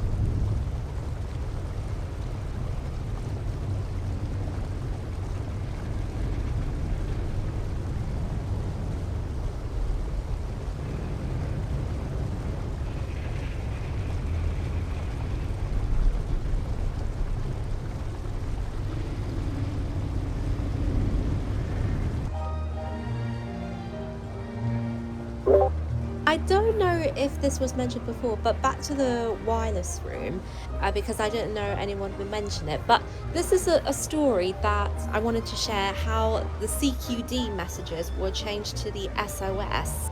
And this happened after the position was corrected. And then Captain Smith came back in with Harold Bride when Bride discussed with Captain Smith on what was going on. The captain and Bride went back to the wireless room together, and Captain Smith asked Jack Phillips, the senior wireless operator, "What distress call are you sending? Are you still sending the CQD?" And Jack Phillips said, "Yes, I am." And then in response, and it was supposed to be a very dark humour joke from Harold Bride, "Send SOS! It's the new call, and it will be your last chance to say it." And the men laughed, but little did they know that this dark humour joke would save many lives that night. And I think if that joke hadn't been brought up, then many lives wouldn't have been saved, really. So it is interesting when you think about it, because, you know, sometimes boys like to have like their jokes and dark humour, but I just think it's really interesting how one simple playful joke can actually save loads and loads of lives. And I think Harold Bride did really have a good brain without realising it, and that's why he and Phillips are considered as true heroes, in my opinion, even though there were many of them that night.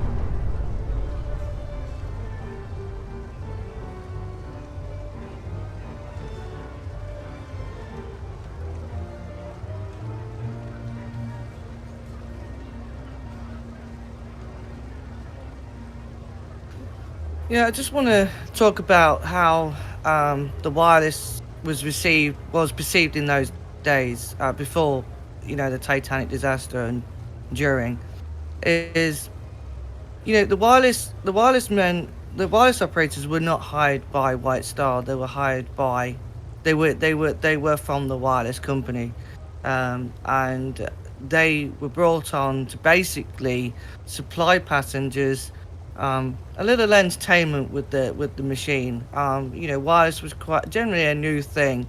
Other ships did have it, as we know, the Carpathia had it and the Californian had it, but it wasn't manned. It wasn't manned for on a 24-hour basis.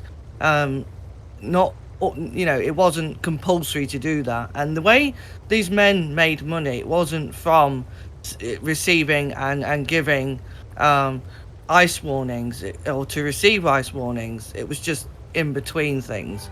Their main money was made through passengers and sending money through to Cape Race to basically send passenger mail. That's how they made their money.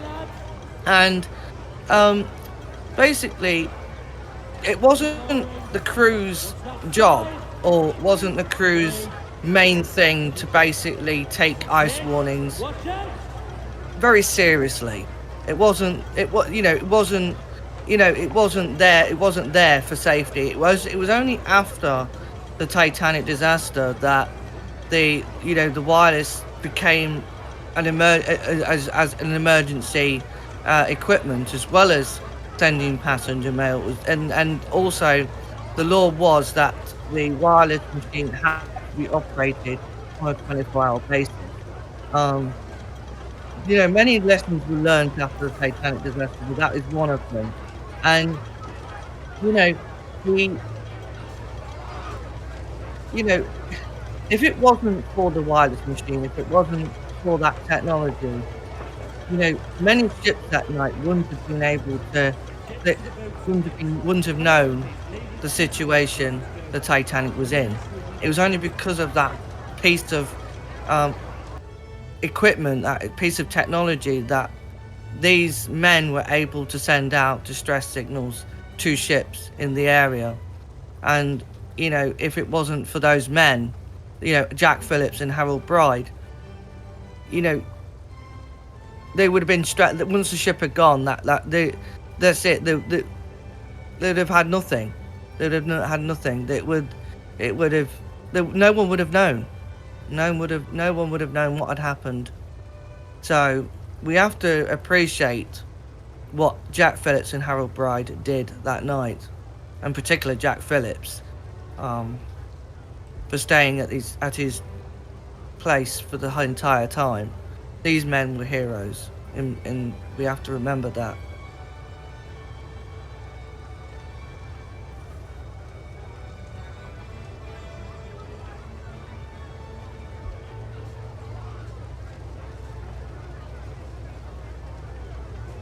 I second that view, of course. Sorry if I'm suddenly a bit silent, I just had some bad news. Nothing too serious, but it will be arranged back.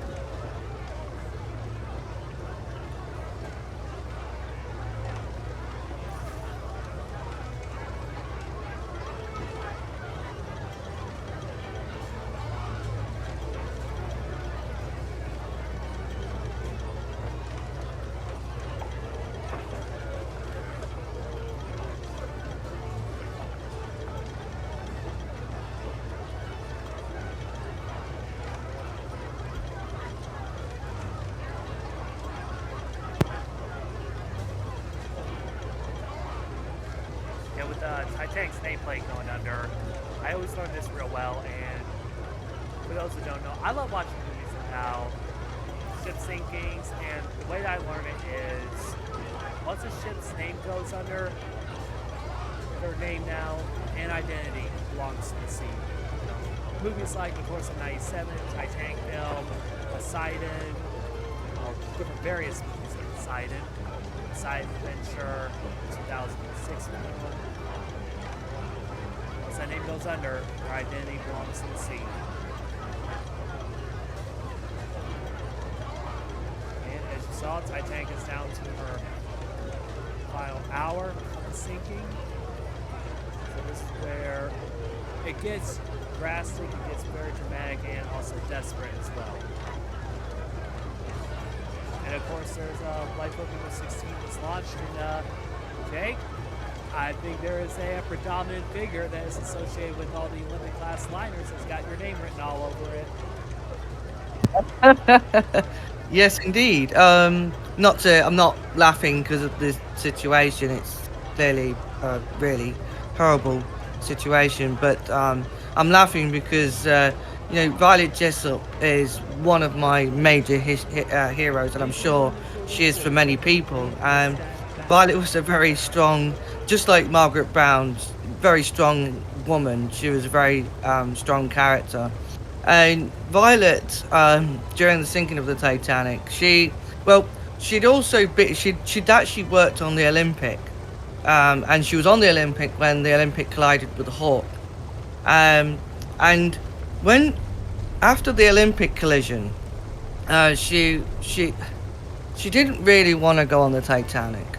Um, she was persuaded by a couple of her friends that it might be fun, and so she signed up onto the Titanic. And during the sinking, Violet had a very strong connection with Thomas Andrews. She adored Thomas Andrews, to the point that she commented how Thomas Andrews would always take advice or suggestions from the crew how to improve things, and he'd always have a cheery, happy face, and he'd always was always kind. And during the sinking of the Titanic, she said that there wasn't anything majorly, what's the word? Wasn't a panic, or everything seemed orderly and calm to her. There wasn't anything anything to say there was anything wrong, to suggest there was anything wrong. And she'd also made a friend in Jock Hume, the violinist on board. She became quite good friends with him.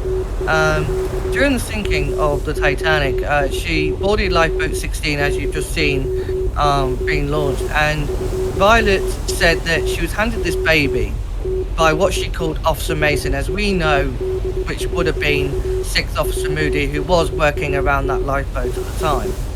And she said that when she boarded, she said seeing the Titanic sink was just a terrible thing, the screams and the cries of the people. And she said that after the sinking, she boarded the Carpathia, and when she boarded the Carpathia, a woman just came up to her and said, and just grabbed this baby and didn't say anything and just walked back into the crowd. And Violet later on she would go on to survive the sinking of the Britannic in 1916, the sister ship to the Titanic. At the time, she was a stewardess on board the Britannic, and she actually survived the Britannic after being caught up in the propeller that was now working above water level, the port propeller. And she was in the first lifeboat for this to happen. And she actually escaped the Britannic with a fractured skull because she'd hit something very hard. And she said she didn't know what it was, but it was something that rocked her brain. And her head just exploded with pain. And it was very traumatic for her. And she also mentioned how the captain, after he was pulled out of the water in the motor launch, she said that she made a joke how he was still dressed in his pajamas. Anyway, after the Britannic sinking, she went back to work at sea. She also went to work on Olympic again during the 1920s and everything. So she was a very strong woman. It must have affected her, but she went back to sea. And she finally retired in 1950. She had a brief marriage to a guy called John Lewis, who was also a steward who worked on ships. It was only brief, and never produced any children. Anyway, one stormy night, the phone rang, and she said there was a lady on the end of the phone, and she said, the lady on the end of the phone said, "Do you remember the night the Titanic sank?" And she went, "Well, yes, I do actually." And she said, "Do you remember a baby being handed to you?" And she goes, "Yes." And the lady goes, I was that baby." And then she just put the phone down, the lady on the other end of the phone. And later in life, she did do a voice recording with John Maxton Graham. And he said, well, you must have told somebody, about this incident. You must have been the kids playing a prank on you in the village. And she goes, no, John, I never told anybody." And Violet sadly passed away in 1921 at the age of 83. So that was the end of Miss Unsinkable.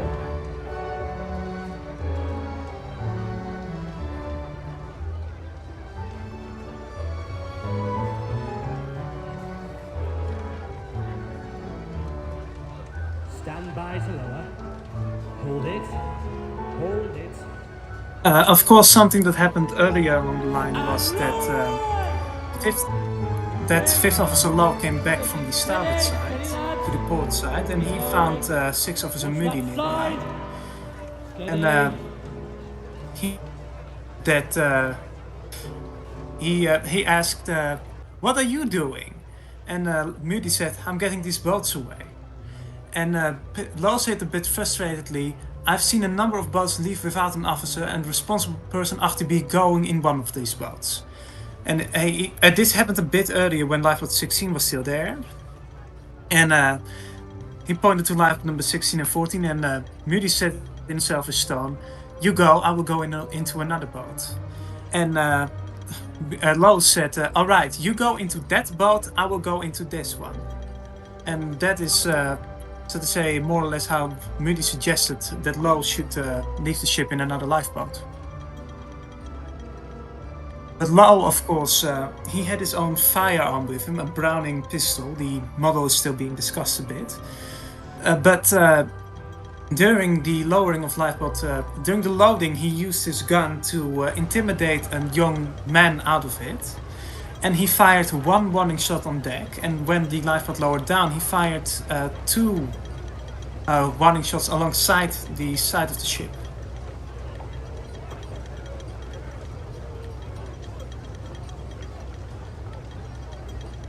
By the way, the quote you can see here, I believe it was said to William Ernest Carter instead of Washington Dodge, so it could be a mistake.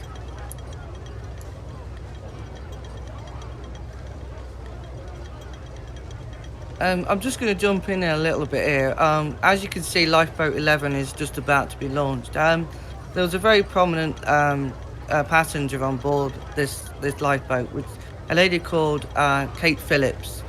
She was a second-class passenger, and she'd actually worked in a confectionery shop, and her boss, Henry Morley, they started a relationship, and he was married. He had a 12-year-old daughter at the time, and he started an affair with her. And basically what had happened is they decided to elope, and he had sold up his business and gave some of the money to his daughter at the time, and basically left. And it is believed that Kate Phillips actually fell pregnant during the voyage of the Titanic, and because she did have a daughter a year after the sinking.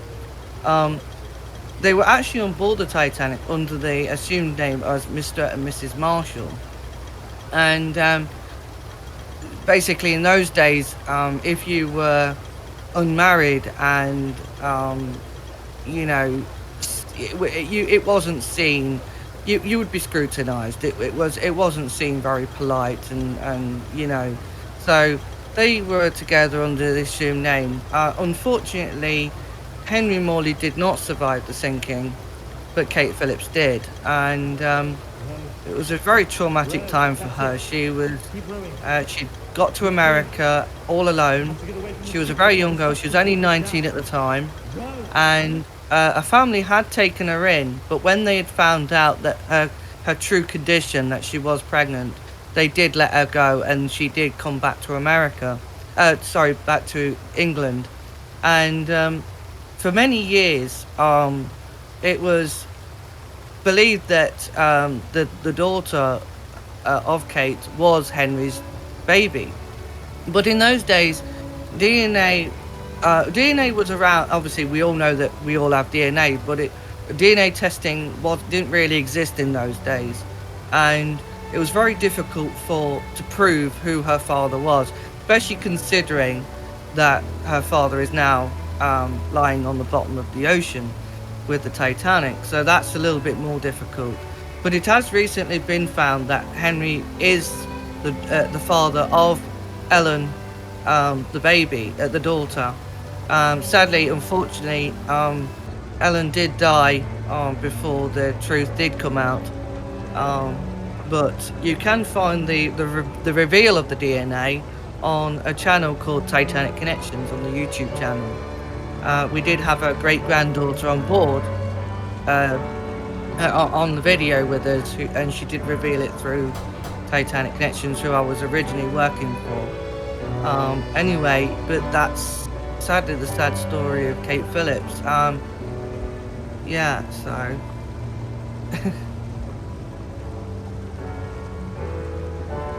On unrelated note, of course, the water now slowly is nearing the D-deck as a whole, so to say.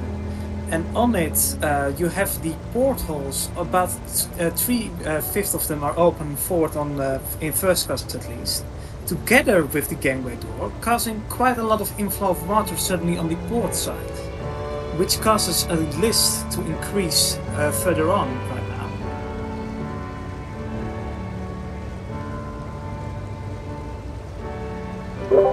Okay, so we're gonna. I might talk about bits for the next 5 minutes, so bear with me if it's gonna be a bit too long. So we're just coming up to two very important stuff in the Titanic, considering the case of two lifeboats and third class. But we're going to start off with lifeboats 13 and 15, which are about to be lowered onto the deck. And the story goes that the second class passengers, the Cardwell family, and I am close friends with Albert's great niece, Julie, and we always like to call him Uncle Al. And Al, his wife Sylvia, but they end up getting divorced later, and their baby son Alden, they were standing on the deck of the Titanic, and they didn't really want to go in the lifeboats at all. They just thought, we're going to be staying aboard on the ship. We feel so much comfortable.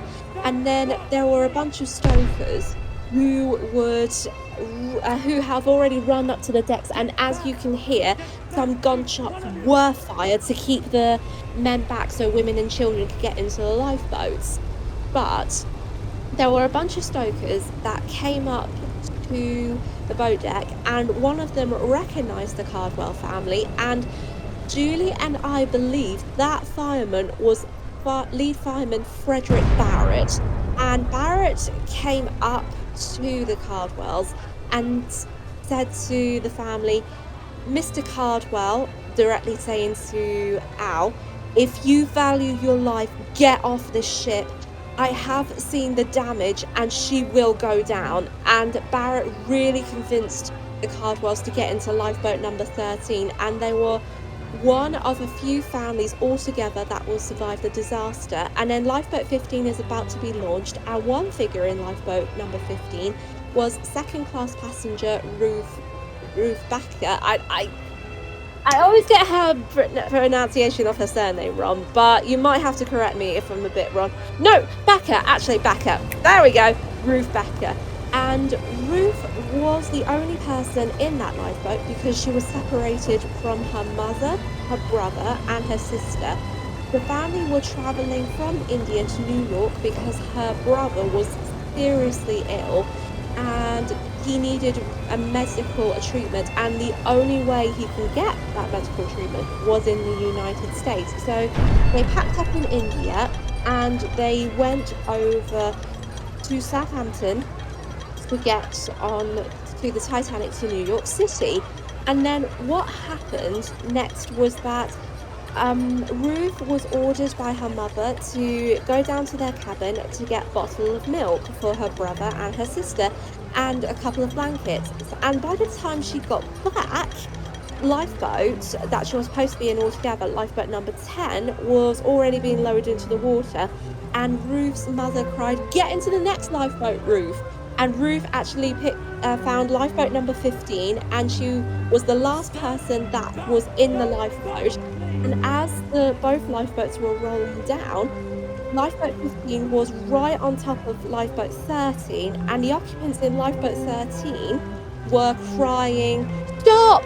Stop! Stop! We are so close to that lifeboat falling on top of us! Stop!" But no one could hear them, and it just kept lowering until there was one brief moment, and they were so close to collision, and had lifeboat number 15 crushed number 13, it would have been a similar situation that would happen on the Lusitania sinking about 2 years later. if that would have happened, all occupants on lifeboat 13 wouldn't have survived. And if it wasn't for one person to come down to rescue all occupants, then all the occupants on 15 and 13 wouldn't have survived. And Fireman Frederick Barrett did the most reasonable thing. He climbed out through the rope and he cut the tangled rope that was got entangled between 13 and 15, and all of the occupants survived, and Fireman Frederick Barrett managed to survive the night after cheating death 3 times. And everyone managed to go on to survive. The Cardwells actually moved to America, and so did Ruth Becker. And then later in life, Ruth would talk about at the Titanic convention, saying that she saw the ship split in half, and she was spoken down to by a person who was the leader of the convention, who said, no, she's wrong, don't listen to her, she's just a mad woman. And oh boy, how wrong would he be later on, years later? And that's no way to speak to a Titanic survivor. Lesson learned there, mate. But then around the same time, and I got my notes there, at 1:40 a.m. the situation was beginning to be serious down in third class, and since the lifeboats were nearly gone, there were loads of women and children who couldn't get access to the lifeboats. Excuse me. And then what happened afterwards is that some of the third class men and the crewmen decided to get together and form a human ladder. So an actual ladder, but with people ducking up into each other near the boat deck, and that was just close enough to get most of the third class passengers into the lifeboats. And one of the third class passengers that got through that human ladder was Leah Ask. And her son Philly went through first, and they were both separated. It's believed that Philly entered into lifeboat number 10, but we cannot know for sure. But Leah, I can't remember which lifeboat Leah was in, but I think she was in lifeboat number 4, but I cannot remember. She was. Oh, she was. Thank you, Thomas. And she managed to survive as well. And the remarkable story is that Leah and Philly, they were reunited on the Carpathia, but someone had held Philly, and she refused to let him go because she thought Leah was crazy. It was not her baby. And that baby, Philly, was identified by Leah by a mark, a birthmark that he had. And all of them managed to survive the disaster. And Leah sadly went into a mental institution because she had a massive mental breakdown. But it was while in that mental institution that she became pregnant, and she gave birth to her second child, a little girl. And interestingly, she wanted to give her daughter the middle name Carpathia, but the nurses made a mistake, and she actually got the middle name Titanic, and she was hence called Sarah Titanic, which I just find very strange, really. But oh well, I guess it is what it is, really. But the only people that didn't really make it to the human ladder, but was on above boat deck already, was Eugene Daly, and he nearly got into lifeboat 13 himself, but he was ordered to stand back.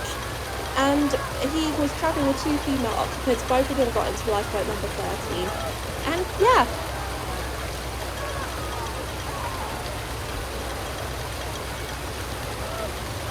I wanted to say something else, of course. Lifeboat number... right now there are still a few lifeboats remaining. Lifeboat number 2, lifeboat number 10, lifeboat number 4, lifeboat number C, collapsible Engelhard lifeboat C, collapsible Engelhard lifeboat D, and then followed by B and A. Those are the only ones remaining right now, and the Titanic has about 15 more minutes to stay afloat.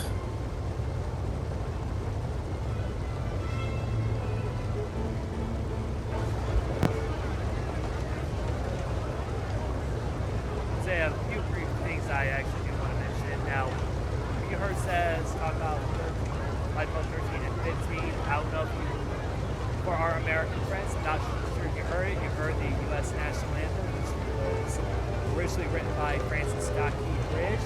Hard to believe this. Titanic sank in 1912. The national anthem itself, that was actually played on there, wasn't made the official national anthem until 1931. Row, that's it. And Keep also, rowing. Another Keep figure pulling. that's on You have to get away from the ship before the suction pulls is us down. a fireman Row. by the name of William Clark. He would survive the sinking of the Titanic disaster and turn around 2 years later, survive the sinking of the Empress of Ireland in 1914. The same occupation as well after the ship was collided by the Norwegian collier Storstad. And yes, I'm doing a documentary about the Empress of Ireland as well, so you keep an eye on that. I am planning to release that on May 29th for the sinking of the Empress of Ireland. It'll be a good one.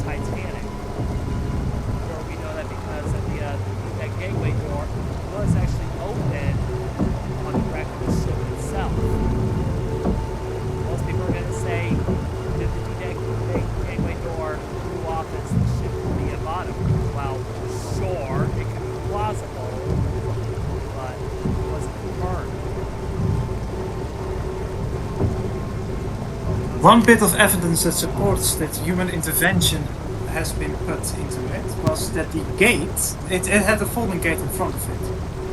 All the other gates are closed except that one. That one is in the open position and it had to be opened with a key, which points towards that boatswain Nichols likely did open it indeed.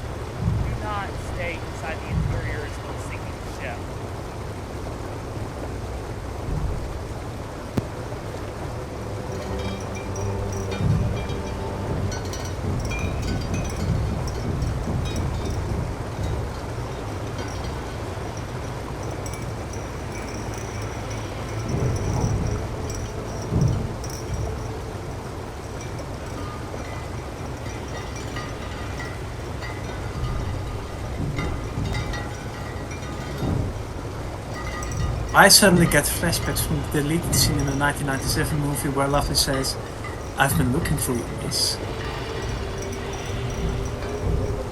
Yes, me too.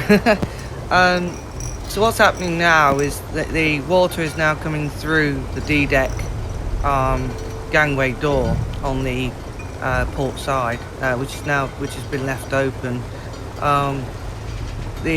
What's happening now is that the water has completely started to fill way over the E-deck, the compartments, basically, the watertight compartments. And as you can see, the water is now on D-deck, and the forecastle, the forecastle is now started to take on water. It's now awash, and the beautiful dining saloon, the first class dining saloon, as you can see, is filling up with water, and this is really where the sinking starts to rapidly take place, and everything starts to get real, really. By this time, people are starting to become very, very aware that the ship is in serious trouble. Not everyone does believe that the ship is going to sink completely, but a lot of the third class, a lot of the passengers are now starting to become aware that the ship is in dire need. It's now leaning over far over to the port side, to the point that I believe it was it Lightoller who requested everyone, or was it Boxer? It was one of them that requested everyone to go to the starboard side to try and even the ship out, because it was That was Chief Officer Wild. Chief He, Officer. Thank you for the but clarification. it happened a bit later on, at about, Yeah. I would say, 15 minutes before the ship went down. Yeah. But Lifeboat number 2 has now left the ship. Fourth Officer Boxhall is, how to say, was given the instructions to, was given the orders by Captain Smith. Mr. Boxhall, you get away in that boat. Now hurry up, Mr. Wild is waiting to lower. And he points towards the light of the Californian. You see that white light over there, sir? Oh, no. Boxhall said that to Captain Smith. That's the stern light of a ship, he said to Captain Smith. And of course, I believe that it will be more appropriate for DK to explain the rowing of Lifeboat number 2. Yes, Lifeboat 2. If most of us have seen the Tom Lipsky video about Lifeboat number 2, it was the only lifeboat to order Captain Smith's commands. Basically, what they were supposed to do was lower down to the ocean, row around the backside of the ship, and as when they were rowing the backside of the ship, they did saw the giant propellers basically start to stick up out of the water and go to a gangway door that was open on E deck. However, once they got around to that area, the Titanic was already in her final moments, and Boxhall went against the order and basically order to row away from the ship. And it's better just to row away from the ship rather than risk everyone else in. And as we hear right now, Captain Smith is actually ordering Lifeboat 6 to come back to the Titanic to pick up more passengers. And like what Jake mentioned earlier, Molly Brown tried to reason everyone else to go back to the ship. The Quartermaster Hitchens put it against it, basically saying the suction will pull us out if we don't keep going, and it's our lives now, not theirs.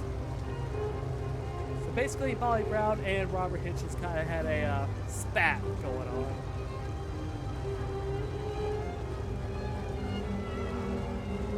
Yeah, in the wireless room, what's actually currently happening right now, as the power is actually starting to die down, that huge circle of communication is basically shrinking down, which basically means as the minutes tick by, Titanic will start losing communication with that area.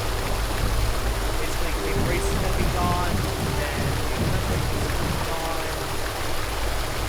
Basically, going until once the final moments start.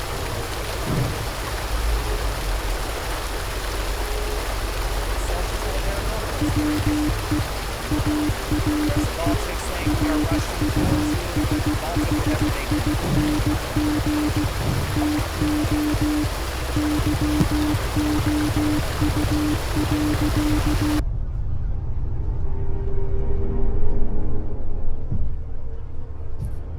Now we see pilot suite B51 looking into the private promenade, and you can see slowly a wine glass falling off the table. This was the private suite of the Cardozas. They are safely away in Lifeboat number 3, including with their manservant Louis Luceur and Annie Moore, who was their maid. A few days before, on the 10th of April, Mrs. Cardozo celebrated her birthday, and the room was photographed with flowers on the table by Francis Brown, but the negative is being covered over by the famous one of Richard Smith and Emily Nichols on the Adik promenade.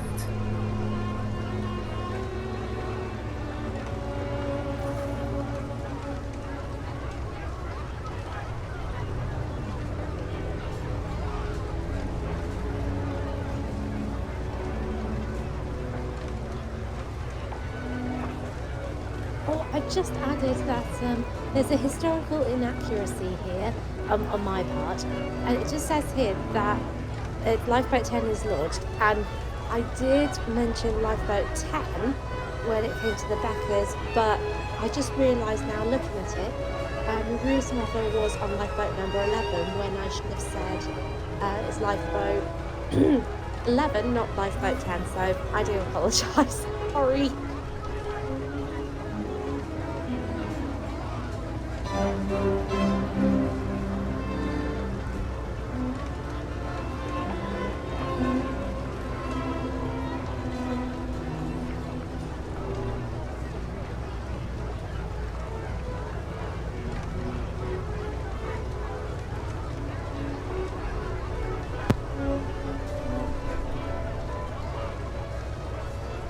Yeah, for the gunshots part, the gunshots, and I think that we just heard earlier when Lifeboat 14 was lowered, keep back across. This is when panic basically starts to ruin up, and of course there's the last rocket being fired.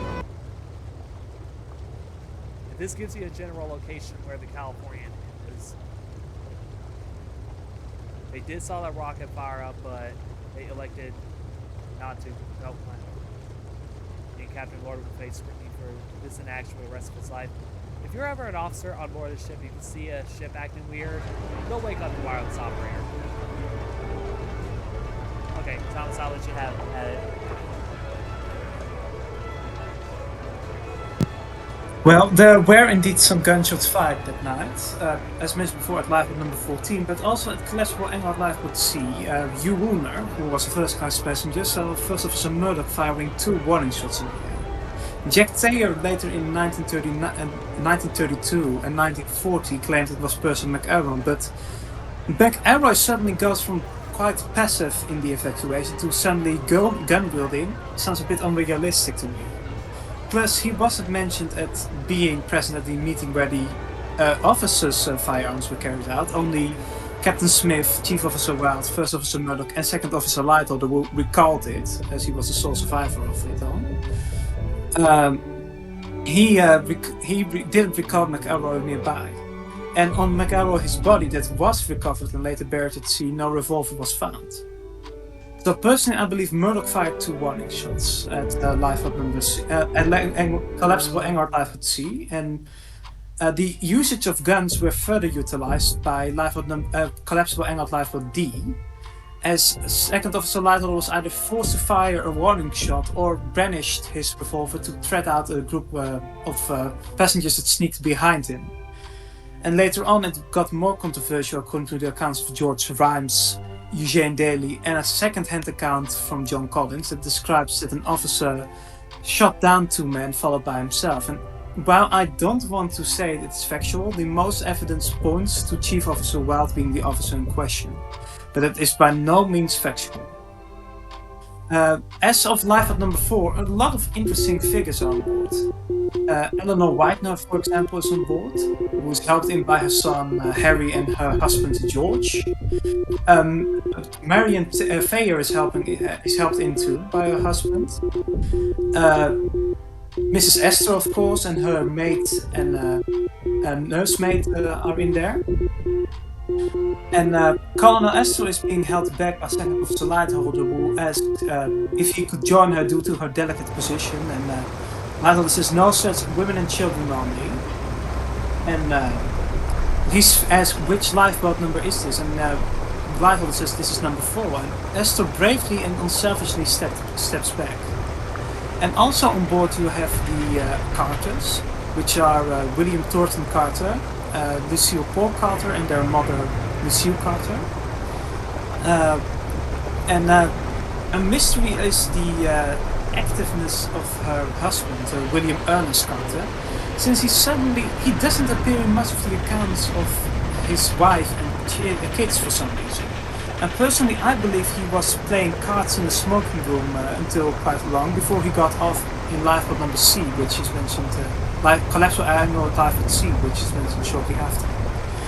But the other family that is on board is the Ryerson family, and the Ryerson family were returning from France from the death of their eldest son, Arthur Ryerson Jr. And Mr. Ryerson stayed with the family all the time. And at the window of lifeboat number 4, since it was loaded from A deck, suddenly Second Officer Lightholder held back the youngest, John Ryerson, and he said the boy can't go. And Mr. Ryerson, who was Arthur Ryerson Sr., said of course the boy can go with his mother. He's only 13. And Lightholder allowed him in, but said no more boys after that. And it's allegedly that William Thornton Carter, as a result, got his mother's head on top of him to disguise him as a girl. In some versions it is claimed it was Colonel Esther, but the accounts from William Carter himself point to his mother, so to say.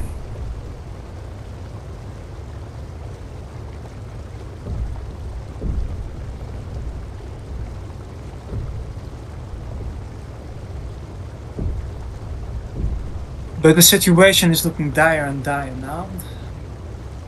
Every single moment more water is taking in, and the bow is already slowly getting awash. The forward well deck is for the majority already awash. And on the boat deck still there is the White Star Line chairman, J. Bruce Ismay. And Ismay, he knows how serious it is, since Captain Smith himself informed at the door of his sitting room, according to 3 witnesses, that the ship wouldn't survive the night. So he has helped a ton of people in lifeboats, including Edith Rosenbaum in lifeboat number 11, by pushing her down a set of stairs, and he's standing now loading in, so to say.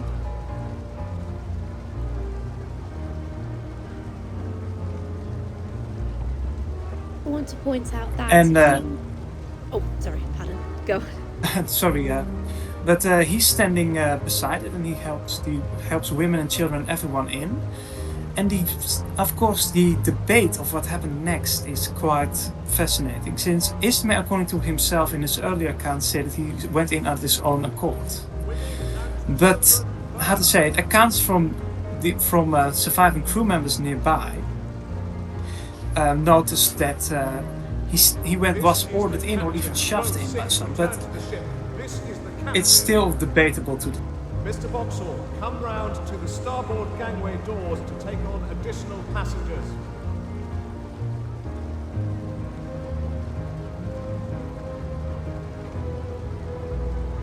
I'll probably jump onto there because I always have a feeling that even though Bruce was known for pushing himself into his Wade lifeboat, but the accounts do differ.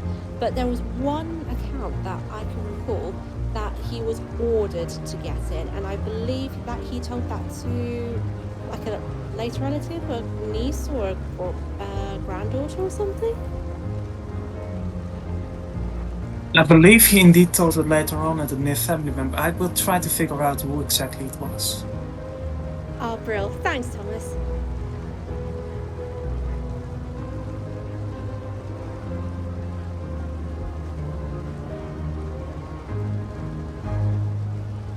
I'll also like to point out as well, because there are a few people on collapsible lifeboat C, but there was one who was near, and that was first class passenger Jack Thayer, and he was there with his friend Milton Lon, whom he only just met hours before, because when his parents were dining at the a la carte restaurant with Captain Smith at the wideness table, Jack wasn't invited to the wideness dinner, so he was sitting on his own in the dining saloon, and Milton Lon accompanied him throughout the night on his own.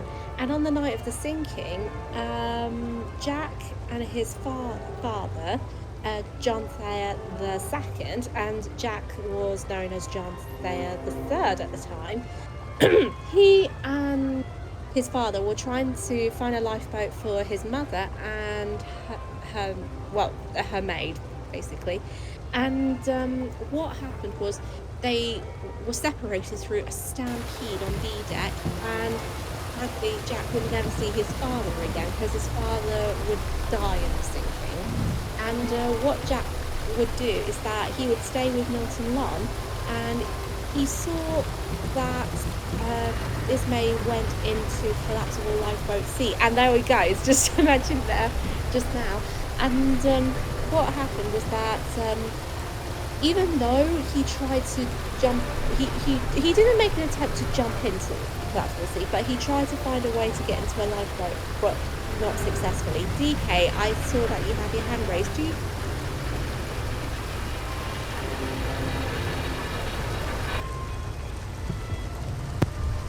I'm sorry, can you repeat that? You kind of cut out at the end a little bit. Yeah. Well, for Bruce Esme, you have to remember, he was the only high executive member to survive. Not Tom Sanders, not Captain Smith, Chief Officer and First Officer, considering that they are the high-ranking officers. And to me, I think that this movie was actually worded in, of course, Titanic's wireless heard last time. So basically, yeah, that circle that I mentioned is now shrinking down. Nobody else can do the Titanic at this moment, and later on there's actually going to be a little scuffle between a stoker who tried to steal Jack Phillips' life jacket off him. Harold Wright fought back against the threat, and this basically snapped Jack Phillips out of the trance that he has been all night long during the sinking, because he felt like the lives of the 2,200 rests on him, and if he doesn't get a ship out to them, everyone will die, and it will be basically be on him for the rest of his life.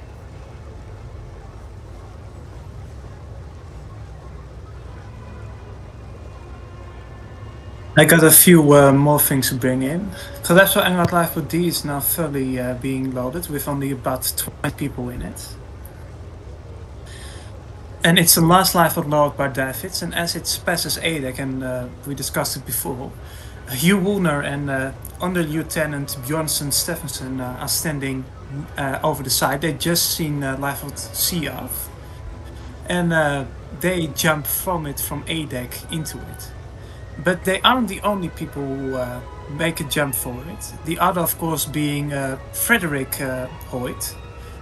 And Mr. Hoyt had put his wife into the lifeboat, so when he swims to it and is picked up by it, he suddenly is recognized by his wife.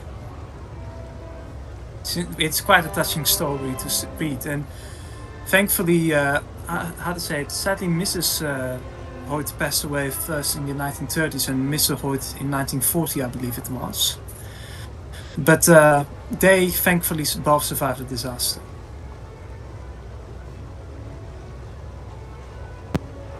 Says I was going to mention that, and anyway, yes, Lifeboat D also has two predominantly figures on board the Titanic, and they're both young though.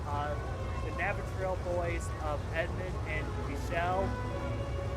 How they got to the Titanic was so far one of the most unbelievable stories I've actually heard. They were actually kidnapped by their estranged father, Michel Navatril, who booked passage on board the Titanic under a fake alias name, and they were basically as second-class officers. Not second-class officers, second-class passengers. I always said officers. So yeah, Michel, and he had the boys with him throughout the whole entire sinking, trying to find a lifeboat. And to be fair though, I kind of find this, basically, it was unsurreal. It was a complete pure negligence on the father. Oh, and yes, the loaded revolver. I wonder why the loaded revolver was on. And for those that don't know, Michel Navatril, when his body was recovered by the cable ship the Mackie Bennett, autopsy report noted that he had a loaded revolver on him. So what was he doing with the loaded revolver? No one knows. Maybe it was basically his way of basically, if somebody finds out about his plan, because he was supposed to go to the United States with the two boys, and Michelle and Edmund would later become known as the Titanic Orphans. And when their mother saw both boys, she immediately went to the White Star Line's office and booked a passage on the RMS Oceanic to be reunited with them. A little over a month later, she reunited with them and went back. Edmund started being with the resistance movement with the French in World War II. Michel lived a good life until 2001. He actually saw his father's grave in Halifax and even witnessed the raising of the big piece of the Titanic. One important note to make, of course, his father's body did travel under the false names Hoffman. And due to the surname Hoffman, their father was thought to be Jewish, so he was buried at a Jewish burial place in Halifax. But right now, as we speak, there's a race against the clock. The only two collapsibles remaining are A on the starboard side and B on the port side. And orders are given to get them on the way and to get them down onto the boat deck. But the ropes from the shroud links are presently underwater. So they need to find a way to get them down and use oars instead of the usual cable that they used before in normal situations. But right now there are slightly over, I would say, 1,550 people on board.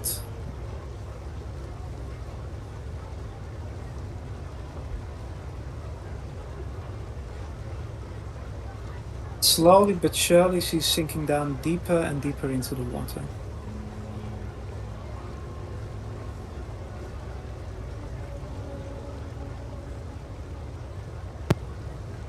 Only a few minutes remain before the final plunge begins.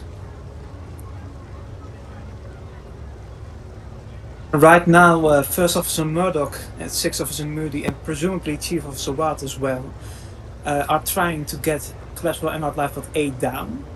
And how to say it, Moody is last time seen there by the lamp trimmer Samuel Hemming, and Hemming says to heard him say, when he passes the boat block, we don't want the block, we leave the boat on the deck. And those are the last words that Moody said, according to Hemming. At least those are his last known words.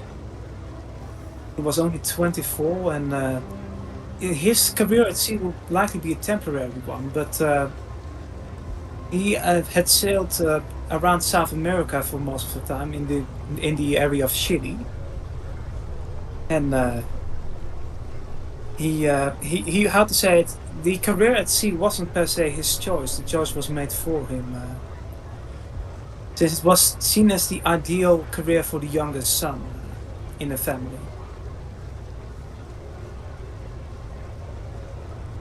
But it's quite a way since he was quite a jolly soul. But right now the list is getting worse and worse at the port, but not for long anymore.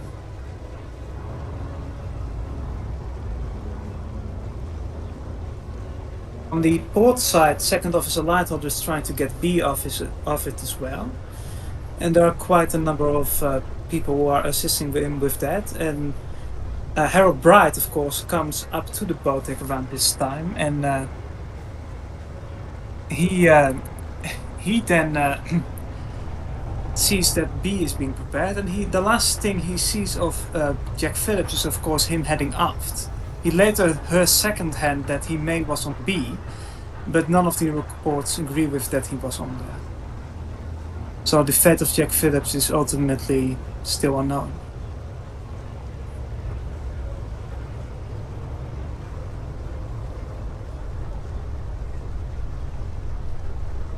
But we are nearing 10 past 2.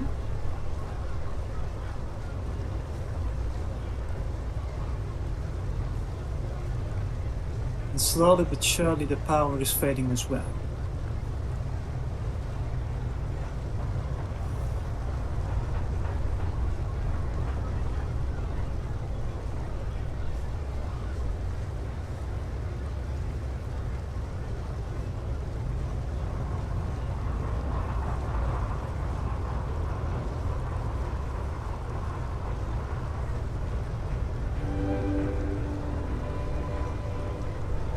The quintet led by Wallace Hartley. It is unknown if the trio and the and the quintet play together are playing their final tune quite soon, which most eyewitness reports agree upon that it was Nearer My God to Thee.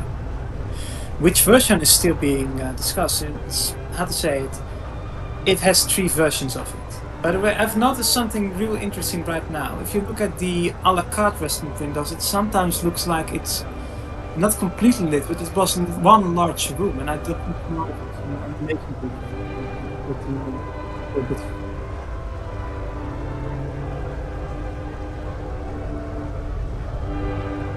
what I mean, but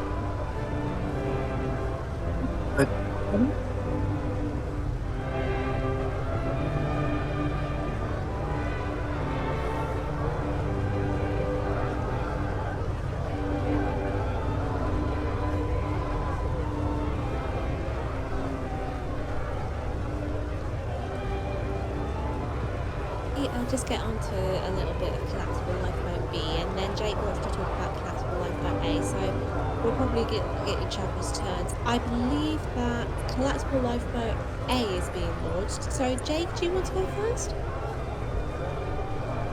Yes, as lifeboat A is floated off, there's a very interesting lady called Rhoda Abbott. She was travelling on board the Titanic with her 2 sons, Rosemore and Eugene. Both, one was 16, one was 13, and she came up and she tried to board lifeboat C, and she did. As she boarded, she realised that her son couldn't join them. Both of her sons couldn't join her. So she stepped out of the lifeboat, and they end up around lifeboat A. And when the water came over, they all jumped together.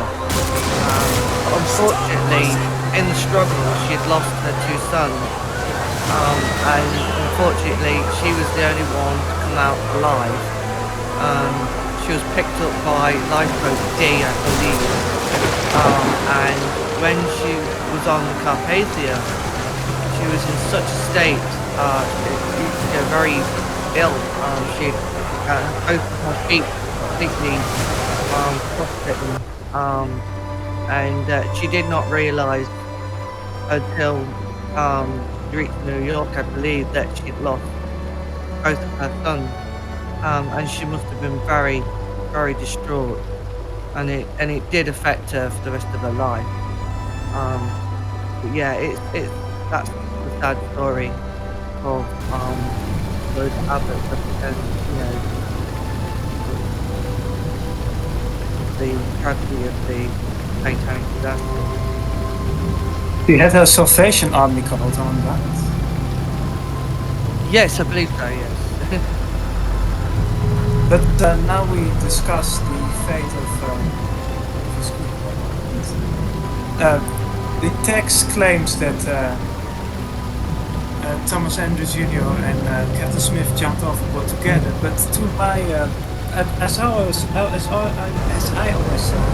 when in doubt, go to the source. And the source in question, which is engineer's mess steward Cecil William Fitzpatrick, his account doesn't agree with what is claimed for some reason. He claimed that he was on the starboard side at the gate, and he saw Thomas Andrews and Captain Smith go past him, and when he looked again, they were gone. He said, I suppose they went over, but Captain Smith, by another witness, was seen going back to the bridge right before the wave, before the ship even out. I believe Chess has some interesting to say about James McGann.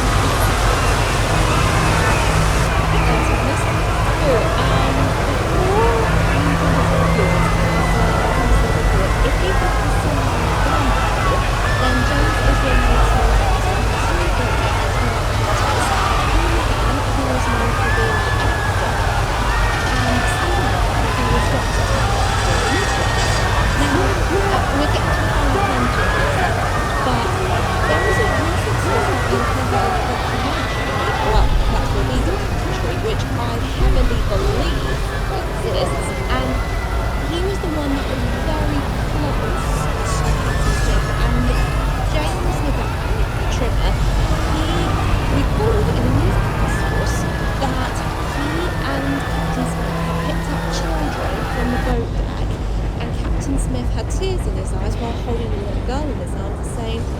boys, it's every man for himself, and Captain Smith jumped into the ocean with James McGann and not with Thomas Hanks, by the way, and James McGann managed to swim to collapsible and the child sadly was either lost or died in the water, the one that McGann was holding, and then Captain Smith must have thought that child was collapsible lifeboat B, and he did swim and then in the same time in the water he saw another child in the water.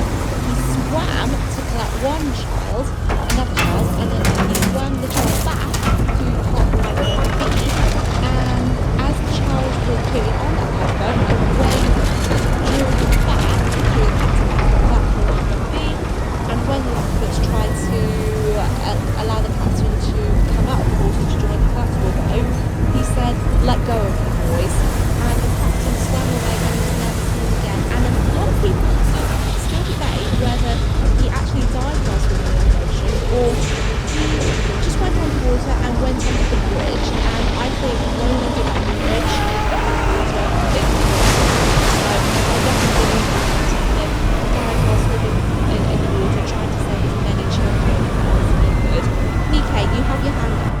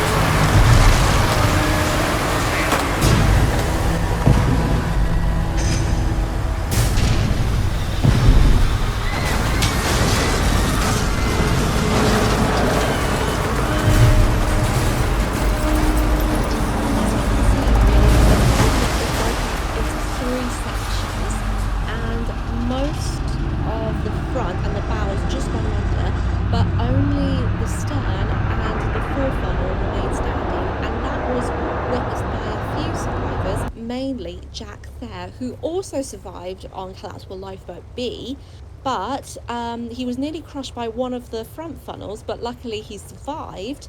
And when he was on the Carpathia, there was a sketch that someone on the Carpathia drew based on Jack Fair's account, and when you see the original sketch, it's not like the one Jack Fair actually mentioned in his book about the fourth funnel and the stern, and he recalls saying, "I don't remember that artist sketching the name." And also Thomas says Paddy Dillon mentioned it too, the Titanic splitting into 3 sections. Can you tell us a bit more about this? Well, of course, he was a trimmer that was in the engine room at the time of the collision, and he had quite an adventure throughout the sea. He was later picked up by lifeboat number 4 from the sea. But he also recalled that the fourth funnel kept standing upwards. And only, I'd say, it fell down when the water came into it, like we see here. So quite a recent discovery.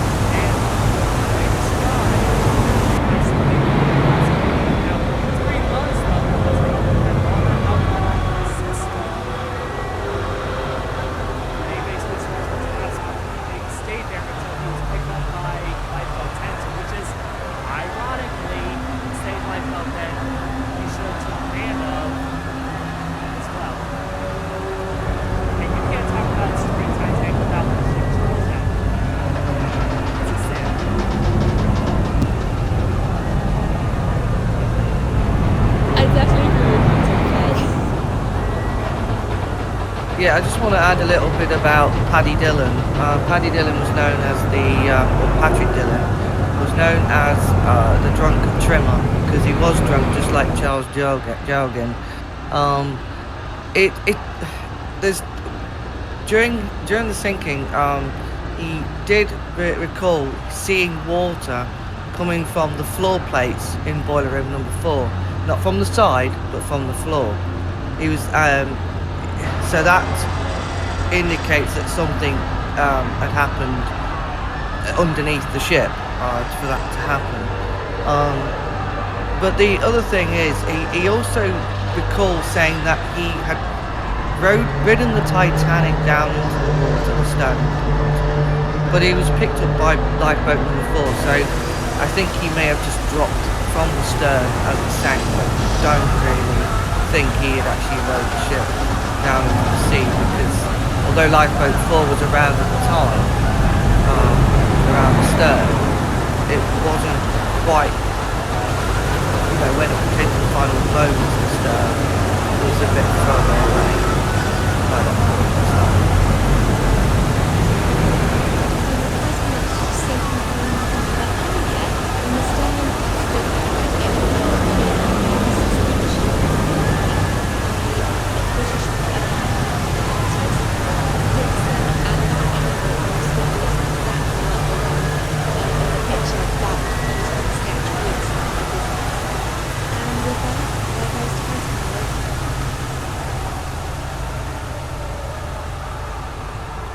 And then that meant that it will take the Titanic a long time to get down to the bottom of the ocean, 2.5 miles down, and over 1,500 people will make it that night, and only 712 people will survive, and only 328 bodies would be recovered weeks after the disaster, even days.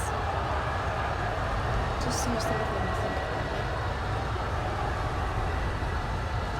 Indeed so. But thankfully the Carpathia is still on its way to the position. Of course, yeah. Jake, do you want to say something quick? Yeah, I want to talk about the unknown child, Sydney Goodwin. Is that he was the youngest child or youngest victim to be pulled out of the water. He was only a very young child, very young baby at the time, and the Mackie Bennett, the crew of the Mackie Bennett were offered a $10,000 reward for finding the body of John Jacob Astor, and they did find the body. They did find John Jacob Astor's body, and they were given the $10,000. And the crew of the Mackie Bennett, because there was no family to claim this young boy, the crew of the Mackie Bennett actually paid for the funeral of this young boy so he could have a proper burial, and he is placed at Halifax in Nova Scotia, and for so many years he was known as the unknown child, and it was in the last few years it was discovered that he was a young boy called Sydney Goodwin. So I just wanted to mention that because I just think that is a very powerful but emotional story, because it just brings to the realism of what happened that night. That not only adults or grown people drowned that night, but also children, babies. Yeah, I'm gonna get quite emotional about this because I'm a dad myself, I'm a father myself, and to think that so many children lost their lives that night is just unbearable to imagine. I couldn't think about losing my child, and to think that so many did.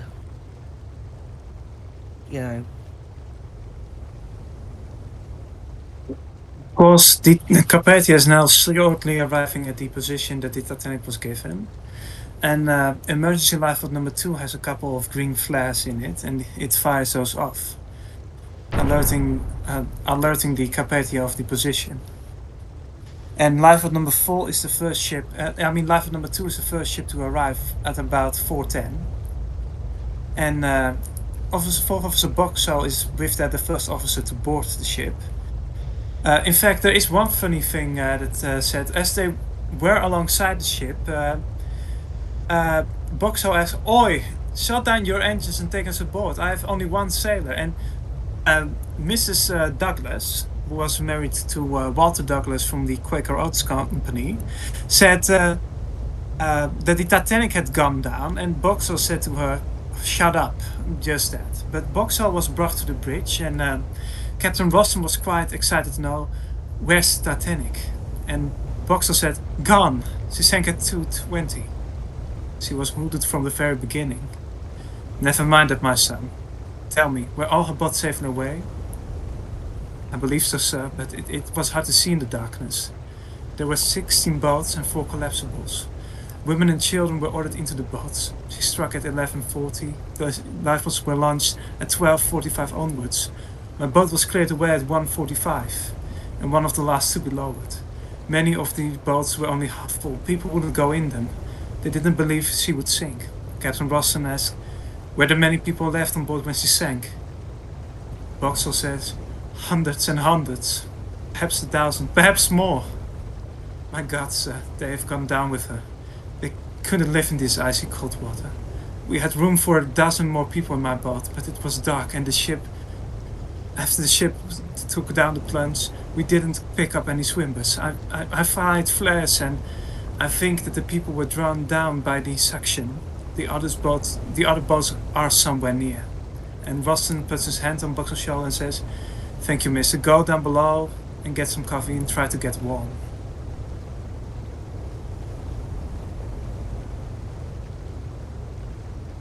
And that is how it went. Then it will be a while before all the passengers were picked up, and then Second Officer Charles Lightoller wouldn't be collected until nearly 8:30 a.m. So not long after that, all the survivors on the Carpathia were boarded, and then they all went back to New York after Captain Rostron held a service on the Carpathia, on board the Carpathia. And throughout the journey, I've only just learned today that throughout the journey, the Carpathia, on her way back from the scene of where the Titanic went down back to New York, they went through a series of violent storms and fog, and all the passengers were so spooked they all thought that it was deja vu all over again. And it was believed that there's no account to prove this at the moment at this time, but it's believed that one passenger almost committed suicide, but Captain Arthur Rostrom and the members of the Carpathia crew stopped him, and eventually on April 18th the Carpathia went into New York City Harbour, and the rest, they say, is history.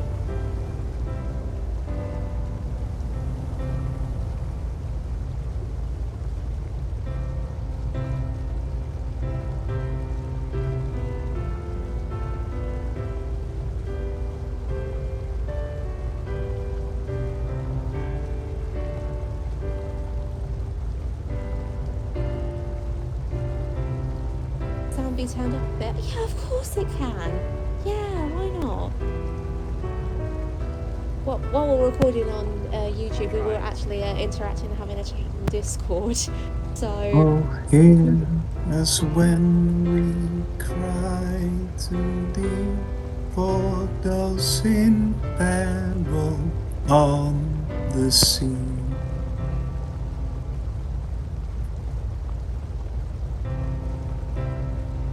There we go, there's Danny. Oh, Danny.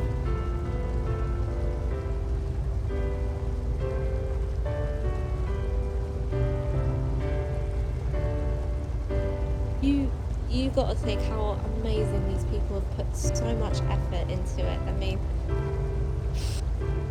the emotion and the power just gets you, and us still talking about it now, oh blimey, there's a lot of emotion going on there. Even like over a century later, it still hits you. Indeed so. But one thing is for sure, their sacrifice wasn't for nothing. Exactly. Yeah, that's very well said, Thomas. I couldn't agree more. Well, I mean, if it wasn't for the Titanic disaster, that so many lessons were learned because of that terrible night. You know, ships had to carry enough lifeboats for everyone on board. Um, wireless machine was seen more of an emergency, more an important piece of technology for survival at sea. And also the International Ice Patrol was set up in the wake of the Titanic disaster. In every year, on the anniversary of the sinking, the International Ice Patrol goes over the wreck of the Titanic, flies over the wreck of the Titanic, and throws a wreath into the ocean. So, Headliners. Oh, I'm sorry, Jake. um, but as I've said before, you know, no one can master the sea. No one can master Mother Nature. When a ship sinks, as I've said before, when a ship sinks, it doesn't wait for anybody. And sometimes, even with all the technology and the improvements can be made at in the ocean and sea travel, nothing can prepare you for what can happen when a ship sinks, because anything can happen, as we know from the sinking of the Lusitania in particular.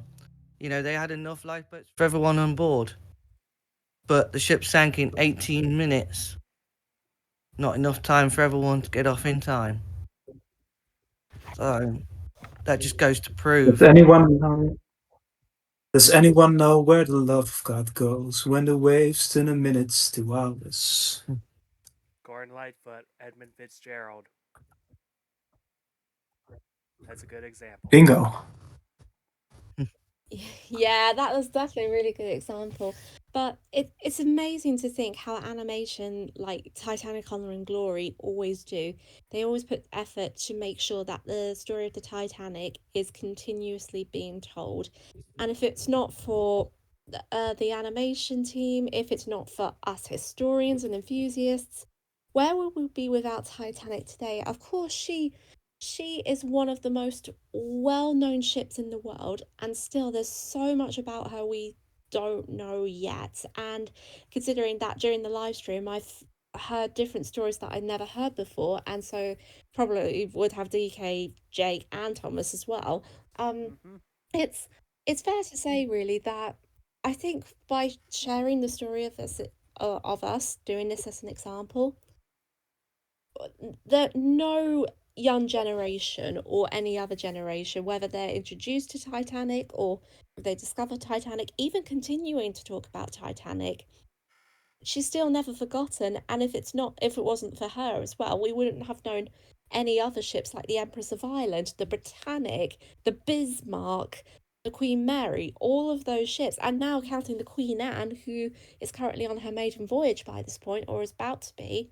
But I think it's just without those ships, we wouldn't have like ocean travel, we wouldn't have safety, we wouldn't have anything. Those are just the powerful stories of not only just like maritime history, but human nature, nature in general, even life itself. Exactly so. Yep. Mm. Yeah. Yeah, well, I think we'll probably have nothing more to say, I guess. So I think we'll just probably wrap it up here, really. But it was really pleasure to have you guys on. So Thomas, DK, and Jake, thank you so much for coming on today. It was really great having you guys on, and we'll definitely remember Titanic 112 years on in 2024. So. Until then, guys, I hope you have a wonderful day. Stay safe, stay well, and look after yourselves. And we will remember those lives that have been lost. Until then, we'll see you very soon. And a big shout out to Titanic Honor and Glory, and including the team, including Jack Gibson, Bravo, you've done such a good job. We salute you guys. Okay, everybody, take care. Good night. Hi, everyone. Bye. Night, Bye. everyone. Right.